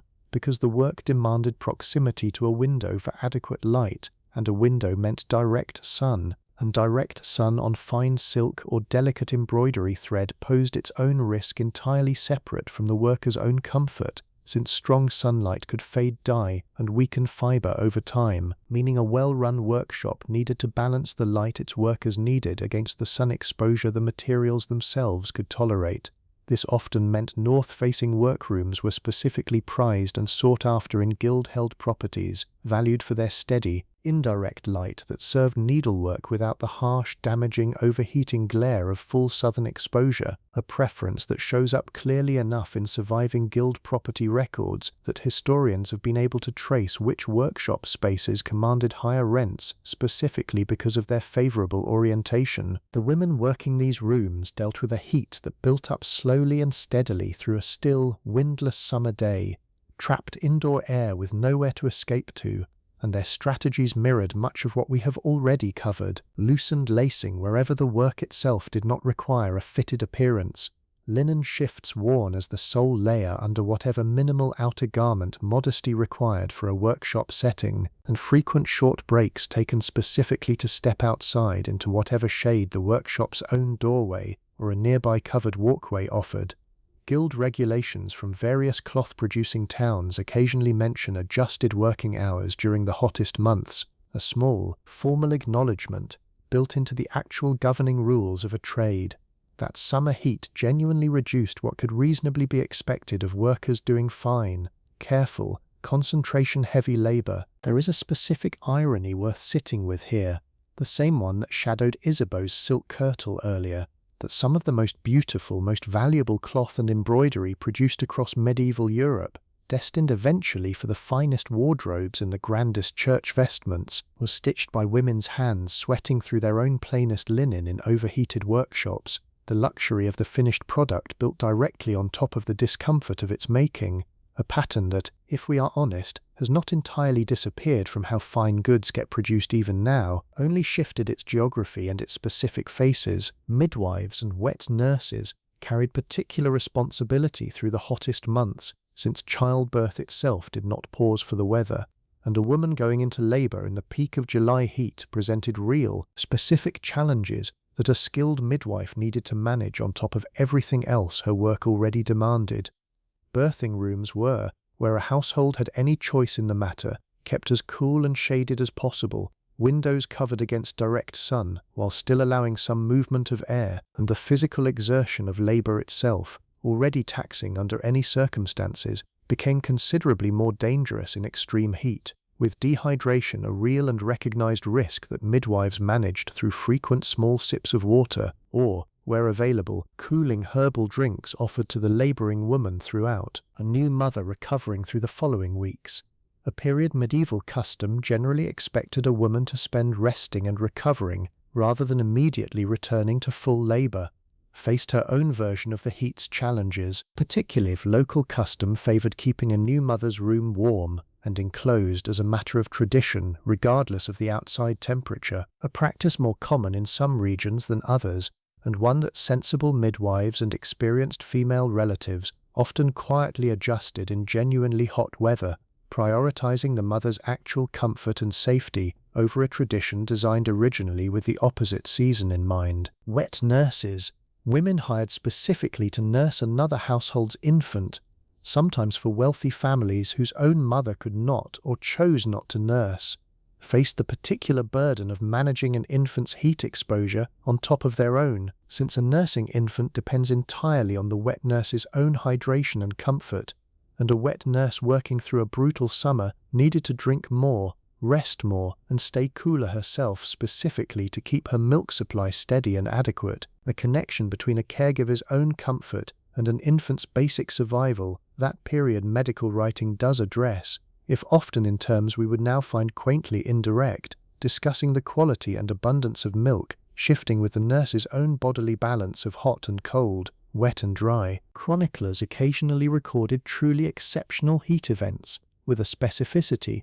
that lets modern historians identify particular brutal summers with real confidence. The summer of 1140, for instance, mentioned across several regional chronicles as unusually severe, or various documented heat waves through the 13th and 14th centuries that coincided with drought, and in the worst cases, genuine famine the following winter when crops failed to recover. These chronicled extreme years functioned almost as reference points for the communities that lived through them, the kind of summer older women would still be describing to their grandchildren decades later: the year the well by the church ran completely dry, the year the hay crop failed entirely, and half the region's livestock had to be slaughtered early for lack of feed. the year 3 elderly parishioners died within the same terrible week, and everyone quietly understood, without needing it said aloud, exactly why. Young unmarried women had their own particular relationship with the summer season, since so much of medieval courtship happened out of simple practical necessity during exactly the months when outdoor gatherings, festivals, and shared communal labor like haymaking brought young people together in ways the closed, indoor rhythms of winter simply did not allow.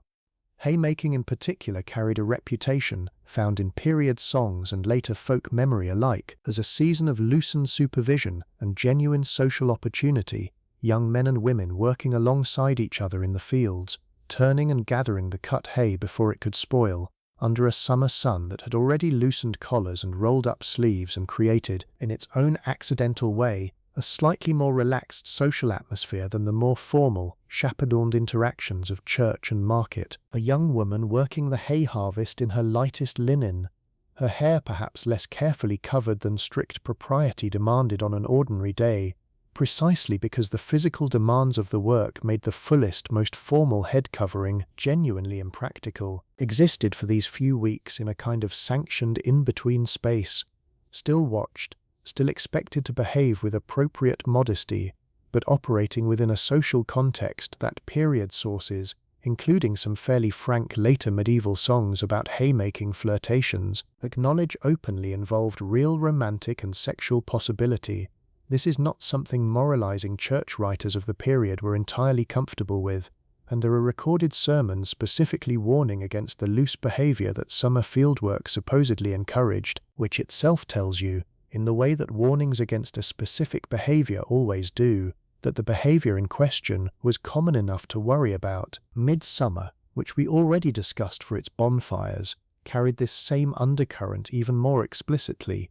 and the tradition of young couples jumping the bonfire together, of gathering herbs and flowers together in the dusk before the fires were lit, of dancing that continued well past what a stricter, colder season's social rules would have permitted, all of it wrapped a real courtship function inside a nominally religious festival, one of those places where the older pre-Christian layer of midsummer custom and the newer church calendar sat somewhat uneasily together, both acknowledged, both practiced, without anyone needing to fully resolve the tension between them. Clothing played its own quiet role in all of this too, since a young woman's lighter summer dress, the loosened lacing, the bare forearms that heat made practical rather than merely tempting, existed within a social world that noticed exactly this kind of detail, and there is a reasonable argument, made by more than one historian looking closely at this period, that medieval summer, for all its physical hardship, also represented a genuine seasonal loosening of the tighter social controls that governed young unmarried women's dress and behavior through the rest of the year, heat itself functioning as a kind of practical excuse for exactly the sort of relaxed, visible, socially mixed behavior that colder seasons made both less comfortable and less easily justified. Communities built along rivers and coastlines experienced summer heat through an entirely different lens than the inland farming villages we have mostly walked through so far, and it is worth spending a little time there before we move toward the close of the night. A fishing village, its whole economy oriented around water rather than field, had access to a resource that inland communities could only envy through the worst of a hot summer, constant, reliable, cooling water immediately at hand, rather than carried bucket by bucket from an increasingly stressed well. Women in these communities, wives and daughters of fishermen who handled a substantial share of the actual processing and selling of the catch, worked with fish in ways that summer heat made both easier and more urgent simultaneously. Easier because the water itself was always close, always available for washing, for cooling a hot face and neck between tasks, for the kind of quick relief that an inland farm wife had to plan and ration carefully. More urgent because fish spoiled even faster than meat or dairy in summer heat, which meant the processing of a morning's catch, gutting, salting, smoking, or simply getting it to market fresh before the heat of the day could ruin it, happened under real-time pressure that gave a coastal or riverside woman's summer morning an intensity all its own. Salting fish for preservation was steady, year-round work in most fishing communities, but summer brought its own specific rhythm to it, since the abundance of certain fish varieties peaked in warmer months, even while the window for safely processing that abundance before spoilage narrowed considerably compared to cooler seasons. A woman salting fish on a hot morning worked fast, hands moving through a practiced sequence of gutting and packing in salt that she could likely have performed with her eyes closed after enough years of repetition, racing the sun rather than racing any clock, because everyone in a fishing village understood, without needing it explained, that fish left too long in a hot morning sun before salting was fish that would not survive to feed anyone through the coming winter. Children in these communities swam constantly through the hottest months, more so even than the inland river swimming already mentioned, since the water was simply woven into the daily texture of life in a way that made it as ordinary as walking, and there are period illustrations and occasional written mentions of coastal and riverside children spending genuinely significant portions of their summer days in and around water, supervised loosely by older siblings, or simply by the general watchfulness of an entire small community that knew every child by name and kept half an eye on all of them collectively. There is something almost enviable in that particular version of a medieval summer, water close enough to step into on the worst of the heat, a genuine and available relief that most of the women and families we have spent this evening with, Agnes on her inland lane, Isabeau in her merchant's house, Marguerite beside her husband's dye vats, simply did not have in the same immediate, constant way. Hospitals in the medieval sense, and it is worth pausing on that word, because it meant something considerably broader than the modern institution, functioned as much as almshouse and refuge for the poor, the elderly, and travellers as they did as a place of medical treatment in the way we would recognize now, and the women who ran and staffed them, often religious sisters belonging to specific hospitaller orders, faced their own distinct version of the summer heat challenge, caring for a population that was, almost by definition, among the most physically vulnerable in the entire community. These hospital sisters managed wards full of the sick, the aged, and the destitute through the hottest months with the same basic toolkit everyone else in this story has relied on: cooling herbs, careful attention to water and hydration, linen kept as clean and light as the community's resources allowed, but with a heightened awareness of exactly how dangerous heat could be for patients who were already weakened by illness or age before the summer even began. Surviving hospital and almshouse records, where they exist in enough detail, occasionally note increased mortality during particularly severe heat waves among precisely this already vulnerable population, a grim but honest confirmation of something the sisters running these institutions surely understood through direct daily observation, even without any formal statistical framework to describe it. The physical architecture of these hospitals, often built, like convents, around cloistered walkways and thick stone construction, offered some of the same passive cooling advantages we discussed with the nun in her convent earlier, and hospital gardens, tended specifically to grow the herbs needed for the community's medical care, doubled as a genuine source of the cooling remedies, borage and violet and rosewater among them, that formed the backbone of summer treatment for whatever ailment a patient presented with. A sister moving through a hospital ward on the worst afternoon of a July heatwave, checking on an elderly patient's breathing, offering a cooling herbal drink to someone feverish, adjusting a shutter to block direct sun without fully sealing the room against air movement, was performing, in a formalized institutional setting, essentially the same careful, practiced heat management that Agnes performed instinctively in her own single-room cottage. The scale and the setting different, but the underlying knowledge, born of the same shared medical framework and the same generations of accumulated practical observation, fundamentally the same. I find something worth noting in that continuity, actually, the way the same handful of cooling herbs, the same instinct to seek shade and moving air over stillness, the same careful management of water and rest, shows up again and again across every level of this story, from the wealthiest merchant's wife with her imported silk to the poorest woman being cared for in a charitable hospital ward, all of them working, in their own different circumstances, from essentially the same basic human understanding of what a body needs when the world around it turns too hot to simply ignore. Let me describe one single day now, not a composite of habits scattered across a whole season, but one particular day, the kind every village had at least once or twice each summer, the day that even the oldest woman in the parish would call, without exaggeration, the worst of the year. It begins, as every day does, before light, but this morning the air itself already feels wrong, thick and still in a way that promises no relief later. Agnes wakes before her husband, before the bell, in the particular grey hour when the sky has lightened but the sun has not yet cleared the roofline, and she lies still for a moment, simply breathing, noticing the way even this early hour, normally the one reliable pocket of coolness in the whole day, already carries a kind of warmth that should not be there yet. The well, when she reaches it, is lower than she has seen it all season, the bucket scraping faintly against something that might be the bottom, and she draws her water carefully, economically, aware, without needing to be told, that today is not a day for waste. By the time the sun clears the roofs fully, the lane outside her door has emptied of the usual morning traffic faster than normal, everyone retreating indoors earlier. The market stalls that would ordinarily still be doing brisk trade at this hour are already thinning, awnings coming down before the goods beneath them have properly sold.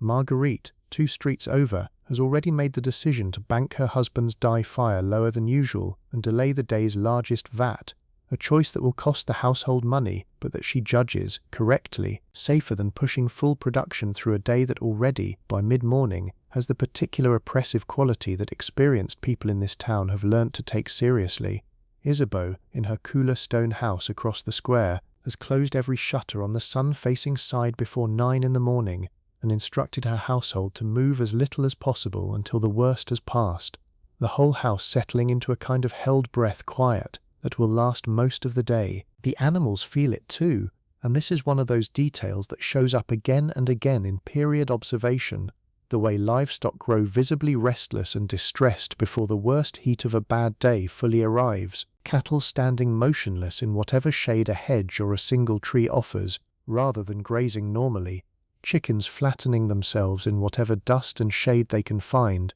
rather than moving about the yard. A farmer's wife checking her animals on a day like this one moves quickly and with real purpose, making sure every creature under her care has both shade and water, because a day this bad can genuinely kill livestock that goes unwatched for even a few hours, and the loss of even one cow or a portion of a flock represents a wound to a household's economy that could take years to fully recover from. By midday the entire town has gone quiet in a way that goes beyond the ordinary midday pause we have already discussed, something closer to a genuine suspension of normal life, doors and shutters closed, the street outside empty except for the occasional figure moving quickly and directly between one shaded doorway and the next. No lingering, no conversation, everyone simply trying to get from one point of relative safety to another with the least possible exposure to open sun. This is the kind of day the physician's warnings about the noon sun's danger to the body were genuinely written for, the kind of day where the difference between sensible caution and real physical risk narrows to almost nothing, and every household with any accumulated wisdom at all, which by this point in the story is essentially every household we have met tonight, simply stops, waits and endures, and then, slowly, almost imperceptibly at first, the day begins to turn. It is not a dramatic shift. There is no sudden cool wind sweeping in to announce relief. It is simply that somewhere around the middle of the afternoon, the quality of the light changes very slightly, the sun's angle dropping just enough that the shadows along the lane begin to lengthen and merge, and the packed earth that has been radiating stored heat back up into the air all day begins, very gradually, to give a little of that heat back to the cooling sky instead. Agnes feels it first in her feet, standing in her doorway, the ground beneath her bare soles no longer quite as fiercely warm as it was 2 hours before. She feels it next in the air itself, a shift so subtle that if you asked her to describe it precisely she might struggle to find the words, only that the day has begun, in some small essential way, to let go of its grip. The bell rings for vespers, and this time the sound carries a kind of permission with it that the same bells ring for none, hours earlier, never quite manages, permission to step back outside, to open the shutters that have stayed closed since morning, to breathe. The lane fills again, slowly, cautiously, as if the whole town is testing whether the relief is real before fully committing to it. Marguerite steps out of her house to check the sky, the particular shade of the light against the rooftops, and decides, based on nothing more than years of accumulated experience reading exactly this kind of evening, that tomorrow will likely be better. Not good exactly, but better, the worst of this particular stretch perhaps finally breaking. Isabeau's household begins, cautiously, to reopen the shutters that kept the worst of the day's heat out of her cool stone rooms, and she steps into her own garden for the first time since morning, moving slowly through air that still holds real warmth but has lost the punishing, oppressive quality of a few hours before. Animals notice before the people fully do, in most accounts, which makes a certain kind of sense given how directly and immediately weather affects a creature with no clothing and no shelter to retreat into beyond whatever the landscape itself offers. Cattle that stood motionless through the worst of the afternoon begin to move again, grazing with something closer to their normal rhythm.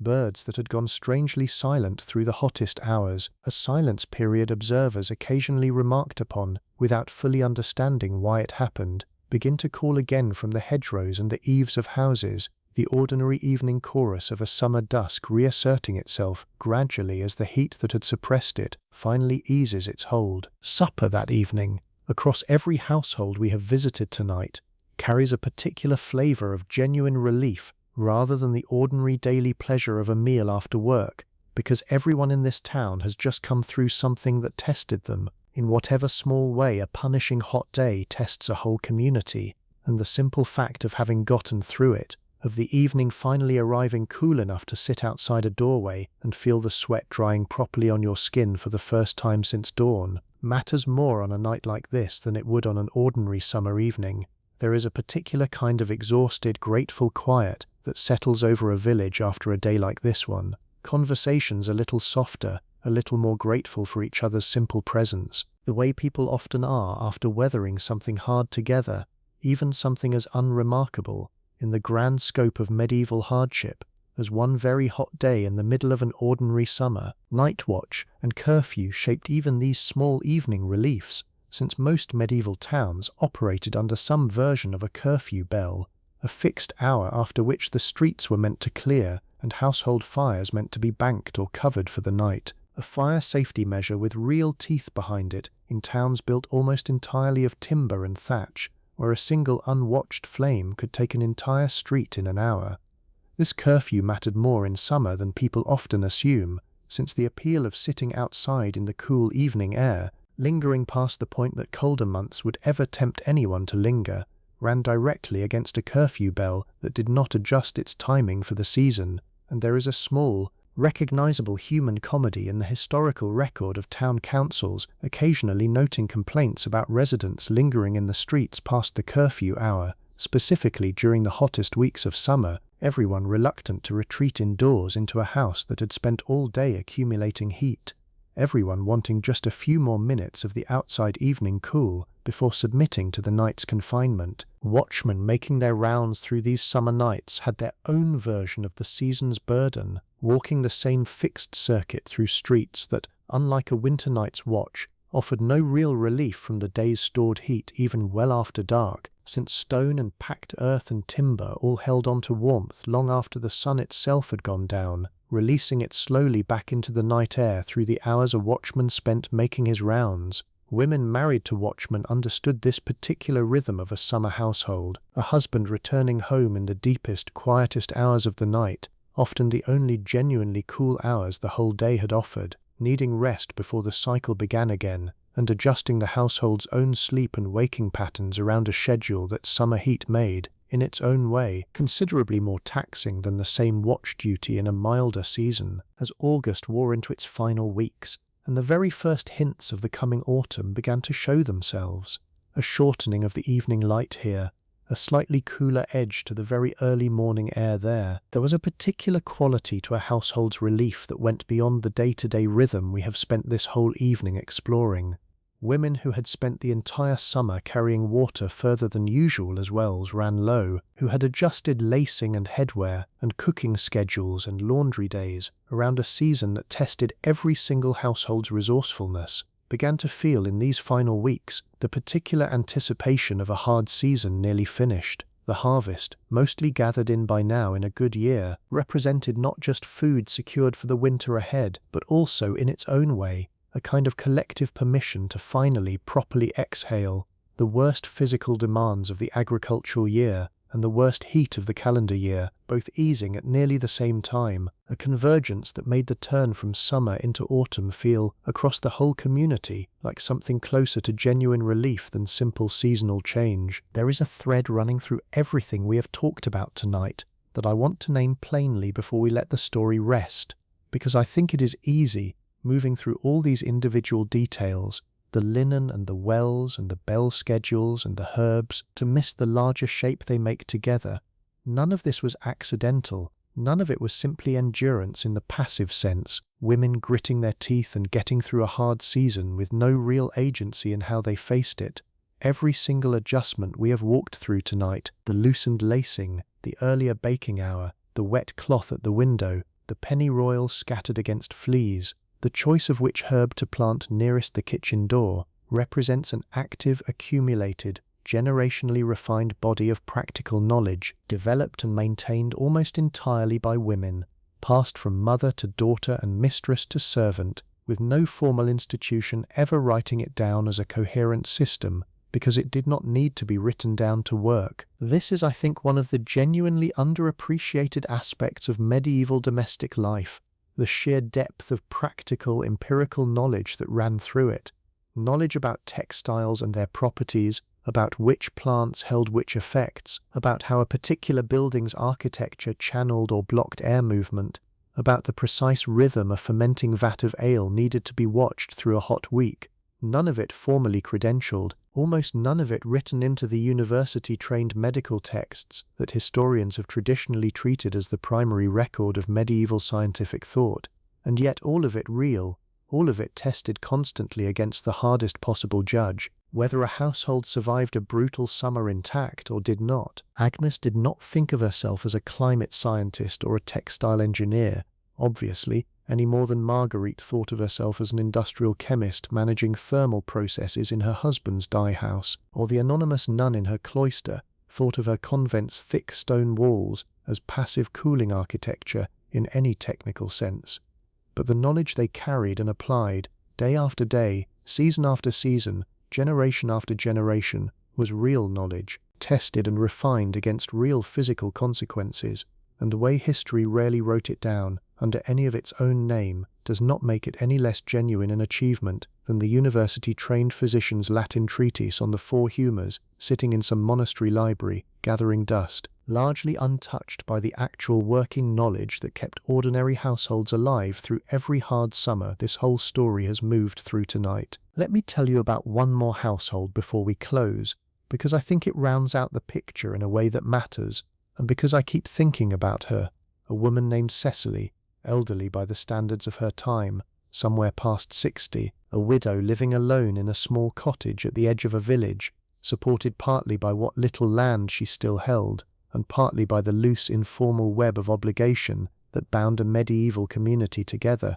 a neighbour's daughter sent to check on her, a portion of bread set aside from a wealthier household's baking, the small unglamorous mechanisms by which a community, without any formal welfare system, still managed, however imperfectly, to keep its most vulnerable members alive. Cecily's summer looked different from every other woman we have spent time with tonight. Quieter, slower, shaped less by labour and more by simple, careful survival. She rose later than Agnes did, her body no longer capable of the pre-dawn urgency that defined a working mother's morning, but she rose early enough to fetch her own water before the day's heat set in, a task that took longer for her now than it once had. Her steps slower, her rest stops more frequent, the walk to the well and back representing a genuine portion of her morning's entire energy budget. She kept her small cottage's single window shuttered through the worst of the day, understanding through long personal experience and the accumulated warnings of physicians and neighbours alike that her aging body held less resilience against extreme heat than it once did, and she rested through the hottest hours,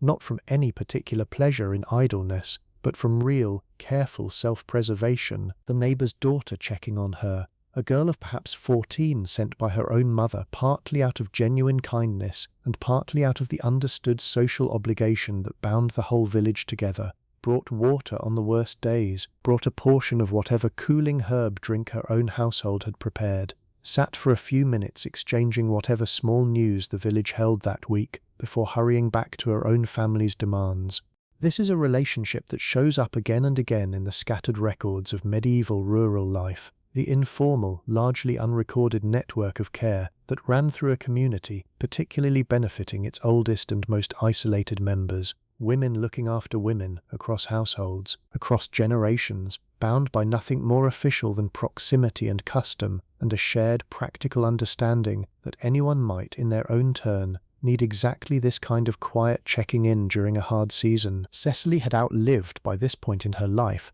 several genuinely brutal summers, and she carried that experience the way anyone who has survived hard things carries it, with a kind of quiet, unspoken authority that the younger women of the village recognized and in their own way deferred to. When she said a particular stretch of heat reminded her of the terrible summer some 30 years before, the one that took her own mother in the last week of a July that never seemed to end, the women listening took the comparison seriously because Cecily's memory represented something none of them could access on their own, a longer view of the pattern, a sense of how this particular hard season measured against the worst her own long life had shown her, and there is something in that, an elderly woman's accumulated memory functioning as its own kind of practical instrument, as genuinely useful in its way as any well or any shaded cloister, that I think deserves a place in this story before we let it rest. Let us think for a moment about parasols and fans a little more fully, because I mentioned Isabeau's imported folding fan earlier, and I want to give the broader picture around it, since sun-shading devices existed across medieval Europe in more forms than that single wealthy example suggests, even if none of them looked quite like the elaborate fashion accessory a fan would become in later centuries. Wide-brimmed straw hats, already mentioned in the context of harvest work, functioned as the most universal and accessible form of portable shade available to any woman regardless of class. Cheap enough to make from the same rye or wheat straw that was already being harvested, light enough to wear through a full day of labor without adding meaningful weight or warmth, and effective enough at throwing shade across the face and shoulders that they remained in near constant use across the whole agricultural calendar, wherever fieldwork demanded long hours under open sun. Some regions developed more elaborate versions, wider brimmed, more tightly woven, for women whose work or status allowed a little more investment in the object, while the poorest households made do with the roughest, quickest woven version available, effective enough for the purpose even if it lacked any particular refinement. Umbrellas and true parasols in the fully developed sense familiar from later centuries did not really exist yet in medieval Europe, in ordinary daily use, though the basic concept, a portable shade carried above the body, had ancient precedent in various forms across the Mediterranean and further east, precedent that occasionally filtered into medieval European awareness through trade and travel accounts, without ever becoming a genuinely common household object, the way it would in later, more globally connected centuries. What existed instead, for those wealthy enough to want it, were canopied litters and carriages, for the rare occasions a noblewoman travelled any real distance in the worst heat, a moving patch of shade built directly into the vehicle itself, rather than a separate carried object, a solution available only to the smallest slice of medieval society, but one that, again, tells you something about how universally understood the basic need for shade against direct summer sun really was, worked out independently and repeatedly across wildly different levels of medieval wealth and status, from the harvest labourer's cheap straw hat to the noblewoman's canopied carriage, all of it solving, with whatever resources were available, exactly the same basic physical problem. Wealthy households in particularly sun-exposed regions also sometimes rigged temporary outdoor shade structures for specific summer occasions, a canopy of cloth stretched between poles for an outdoor gathering or a garden party, echoing on a domestic scale the same awnings we already discussed at the summer market, and a woman like Isabeau hosting guests in her garden on a hot afternoon might well have had exactly this kind of temporary shade arranged specifically for the occasion. One more small, practical piece of the same broader picture, an entire society, across every level of wealth and status, working out its own version of the same simple, ancient, universally recognizable solution to a summer sun that showed no particular respect for anyone's rank when it came to the simple physical fact of how hot direct sunlight actually felt against unprotected skin. One more thread deserves its place here before we let the whole story settle toward its close, and it concerns beer and bread together, because I mentioned earlier that small beer was brewed from grain and that bread was baked from grain, and it is worth understanding just how tightly bound these two staples actually were within a single household's summer management, since a bad harvest or a poorly stretched grain reserve threatened both at once, and a household's entire summer, in the most basic sense, rested on how carefully the woman managing that grain supply balanced the competing demands of bread today against beer today, against the absolute necessity of enough grain remaining to last through to the next harvest. This balancing act intensified considerably in a hot, dry summer, precisely because heat accelerated everything. Bread staled faster, beer soured faster, which meant a woman managing her household's grain reserve through a bad summer needed to bake and brew in smaller, more frequent batches than she might in a milder season, using slightly more grain overall to produce the same amount of usable food and drink, because more of each batch spoiled before it could be consumed. This is one of those quiet, unglamorous mathematical realities of medieval domestic management that rarely makes it into popular imagination of the period. The way heat itself functioned as a kind of hidden tax on a household's food security, extracting a real cost in wasted grain through nothing more dramatic than the simple physics of spoilage running faster in warm weather than in cool. A skilled household manager, and this skill belonged overwhelmingly to women, since grain storage and the daily decisions about baking and brewing fell within the domestic sphere that was hers to run, learnt to read these seasonal patterns with real precision over years of practice, adjusting batch sizes, timing, and storage methods in ways that a less experienced or less attentive household simply could not match. And the difference between a well-managed household and a poorly managed one in a genuinely hard summer could mean the difference between a family that made it comfortably through to harvest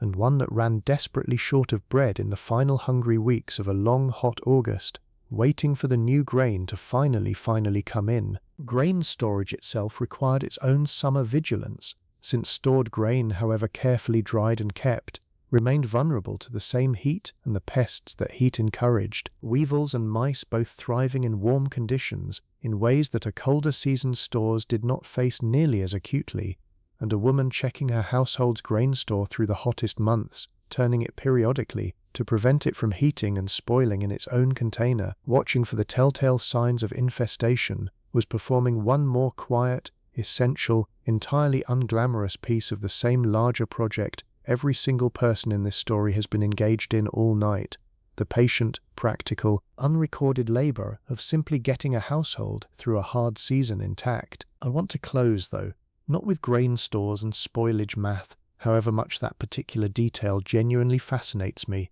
but with something a little softer, because this whole evening has been building, underneath all the practical detail, toward a single simple observation, and I think it deserves to be the last thing we sit with properly before we let the story rest for the night. Every single strategy we have walked through tonight, the loosened lacing and the linen shift and the wide-brimmed straw hat, the well-timed baking and the shaded cloister, and the small handful of cooling herbs kept close in a garden bed, existed because ordinary medieval women across every single level of the society they lived in, from Cecily alone in her cottage to Isabeau in her merchant stone house, refused to simply suffer passively through a hard season without doing everything within their considerable, accumulated knowledge to make it more bearable for themselves, for their children, for whoever depended on them. This was not heroism in any dramatic sense. Nobody wrote songs about a woman who correctly judged when to loosen her kirtles lacing, or who knew exactly which herb eased a feverish child's discomfort on the worst night of July. But it was, in its own quiet, cumulative, generation-spanning way, a genuine achievement, an entire body of practical wisdom built and maintained almost entirely outside any formal institution, carried forward mother to daughter, mistress to servant, neighbor to neighbor, refined against the hardest possible test, actual survival, actual comfort, actual small daily relief, summer after summer, century after century, until it simply became, in the end, what everyone simply knew, the ordinary background knowledge of how to live through a hot season without a single one of the tools we now take entirely for granted. There is no fan spinning quietly in the corner of Agnes's cottage tonight. No cool blast of air-conditioned relief waiting behind any door in this whole story. No ice, except in the rarest, wealthiest households near the mountains. No refrigeration, no synthetic fabric engineered in a laboratory to wick moisture more efficiently than flax ever could.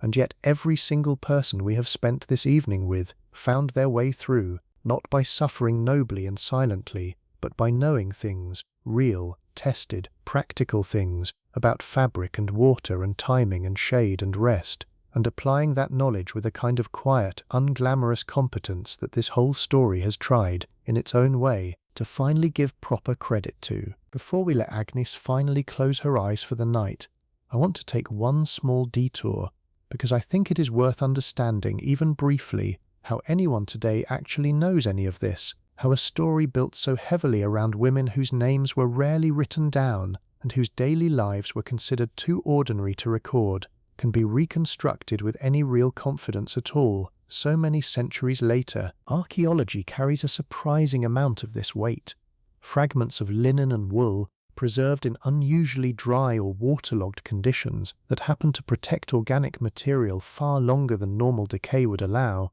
give textile historians actual physical evidence of weave structure, fiber content, and construction technique, letting them confirm details that written sources only mention in passing, if they mention them at all. Wells themselves, excavated and studied, show clear evidence of seasonal water level fluctuation preserved in their construction and their surrounding sediment layers, confirming the kind of dry season stress that chronicles describe in words. Kitchen middens, essentially medieval refuse heaps, tell archaeologists which foods a household actually ate through which seasons, based on animal bone remains and preserved plant matter, a far more reliable record in some ways than any written account, since a bone does not exaggerate or moralize the way a chronicler occasionally does. Manuscript illustration provides another rich vein of evidence, and while a painted image in a book of hours or an illuminated calendar page was never intended as a photograph of daily life, the artists who created these images drew from what they actually observed around them, which means the recurring visual details, women in loosened kirtles during haymaking scenes, bare feet during summer garden labor, wide-brimmed hats during harvest, show up across enough independent manuscripts from enough different regions and periods that historians can treat the pattern itself as meaningful evidence, even while remaining appropriately cautious about any single image's precise accuracy. Household accounts and guild records, dry as they sound, turn out to be genuinely rich sources once you know what to look for within them. A merchant's ledger noting the purchase of a silk kirtle specifically for summer wear, a convent's expense record showing increased spending on cooling herbs during a particularly documented hot year, a guild's regulation adjusting working hours during summer months, each one a small incidental confirmation of exactly the kind of practical seasonal adaptation this whole evening has been built around. And then there are the rarer, more personal sources, the handful of surviving letters and personal writings from literate women of the period, which, however limited in number compared to the vast anonymous majority whose lives left no direct written trace at all, offer genuine first-person glimpses into exactly the kind of daily concern and quiet competence that this whole story has tried to honor. None of this evidence, taken alone, could tell the full story, but taken together, archaeology and art and account books and the rare surviving letter, a picture emerges that is remarkably consistent across independent sources, confirming again and again the same basic pattern: ordinary women meeting a hard season with careful, accumulated, practical knowledge, refined over generations and largely uncredited by the formal historical record of their own time, which makes the slow, patient work of modern historians piecing it back together feel, to me at least, like its own small act of overdue justice. Fire risk deserves its own honest mention here, because it sat, quietly, underneath every single one of these hot, dry summers as a genuine and specific danger that had nothing to do with body heat or spoiled milk, and everything to do with the simple fact that most medieval buildings were made of timber and thatch, materials that became considerably more dangerous the longer a dry season stretched on without rain. A thatched roof, made of tightly bundled straw or reed, functioned wonderfully as insulation through most of the year, keeping a household warmer in winter and, in its own modest way, somewhat cooler in summer than a bare timber roof would manage. But that same straw, once a dry spell had pulled every trace of moisture out of it, became genuinely flammable in a way that worried town councils enough to generate real, specific regulation. Many towns required households to keep a supply of water readily available near the house through the driest months, sometimes a barrel kept specifically full and specifically for this purpose, positioned near the door precisely so that a woman home alone with her children could reach it quickly if a spark from her own hearth or a spark carried on the wind from a neighbor's chimney caught in the thatch above her. Women managed this risk as part of their broader household responsibility without much fuss or drama, because it was simply one more item in the long list of things a careful household kept watch over through a hard, dry summer. Cooking fires were banked lower and watched more closely during the driest stretches. Chimneys, where a household had one rather than simply a hole in the roof for smoke to find its own way out, were checked for build-up that a spark might catch. Children were kept, with particular firmness, away from any open flame during these driest weeks, a rule that needed less explaining in a household that had perhaps already lived through, or at least heard closely and repeatedly described, the terrible speed with which a single roof fire could spread from one close-packed timber house to its neighbor and then to the whole street beyond, in the kind of urban fire that shows up, again and again, in the chronicle disasters of medieval town life, disproportionately common in exactly the driest, hottest stretches of exactly the kind of summer this whole evening has been walking through. Agnes kept her own household's water barrel filled through the worst of every dry July, checked without needing to be reminded, refilled from whatever water she could spare on days the well ran low enough that every single bucket felt like a genuine sacrifice weighed against other uses. It was one more small, constant, largely invisible piece of vigilance layered onto everything else her summer already demanded of her, and like so much of what we have discussed tonight, it worked, most years, precisely because women like her never stopped quietly, carefully attending to it. Let us go back to Agnes one final time tonight, because I think the right place to leave her is exactly where a hard, hot day always eventually leads, at its very end, in the particular quiet that settles over a small household once the light has finally fully gone. The children are asleep, the youngest on the pallet near the coolest corner of the room, the older two on their own shared bedding closer to the door, where whatever thin breath of night air the house allows moves most freely. Agnes has changed into a lighter shift for sleeping, one kept specifically for this purpose, worn thin and soft from years of washing, and she has done what the household advice we discussed earlier recommends without ever needing to read it in any book. A single linen sheet and nothing heavier, the summer's night air, even now, still holding enough residual warmth that a blanket would only bring back the very discomfort the whole long day has finally, gradually released. Her husband is beside her, already breathing the slow, even rhythm of real sleep.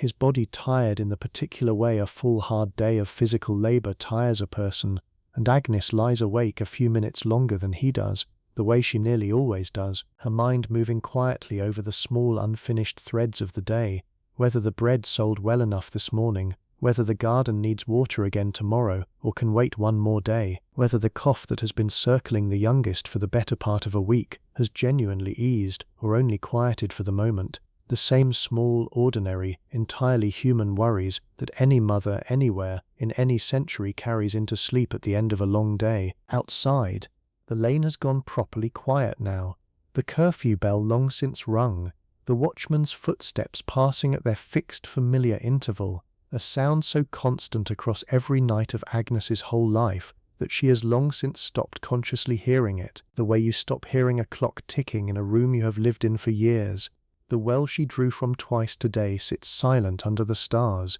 its water level a little lower than it was this same night last week, and somewhere past the edge of the village, the fields that will need cutting soon rustle faintly in whatever small movement of air the night offers, the grain standing tall and pale in the darkness, close now to ready, close now to the harvest that will mark, in its own way, the real turning point of this whole long hot season. Cecily, in her cottage at the village edge, has also finally settled into sleep. The neighbour's daughter's afternoon visit and the small cup of cooling herb water she brought, having eased what could have been, on a night this warm, a genuinely restless few hours for a woman of her age. Marguerite lies awake a few minutes longer than she would like, the faint acrid trace of yesterday's dye work still somehow present in the air of her house even now, a smell she has long since stopped truly noticing except on nights like this one, when sleep comes a little slower than usual and there is nothing else left to occupy an idle mind. Isabeau, in her cool stone house across the square, sleeps in a room that has held onto the day's trapped warmth rather less than any of the timber-built cottages around her, her expensive silk kirtle hanging quietly in its cedar chest until the next occasion calls for it, her folding fan resting closed on the small table beside her bed, ready for tomorrow, whatever tomorrow's heat turns out to bring. And somewhere above all of them, the same wide summer sky stretches over the whole sleeping village, over the fields waiting for harvest and the well running low, and the river where the fishing family's children spent their own long hot day, over the convent where the nuns will rise soon for the earliest of their canonical hours, over the hospital ward where a sister sits quietly through the night beside a patient too fragile for even this cooling darkness to fully ease, over every single household this story has moved through tonight, each one managing, in its own particular way, with its own particular resources, the same basic, ancient, entirely human task of getting through a hot season and coming out the other side of it, tired, resourceful, and still here. Tomorrow the bell will ring again for prime, and Agnes will rise before it fully sounds, the way she nearly always does, and the whole quiet, practical, endlessly adaptive machinery of a medieval summer will simply begin again, exactly as it always has, exactly as it always will. One more hot day managed one more time by women who understood, long before anyone thought to write it down properly, exactly what their bodies and their households and their whole small, hard, resourceful world needed from them. Sleep now, if you are ready. The lane outside Agnes's door is quiet. The bell will not ring again until morning. Wherever you are tonight, whatever the weather happens to be doing outside your own window right now, I hope some small piece of this story stays with you as you drift off. The linen, the well, the wide summer sky, the quiet, patient competence of women who managed, every single hot season for 1,000 years, to see their households safely through to the cool relief of autumn on the other side. Good night, friend. Rest well. We will be here again next time, whenever you are ready to come back.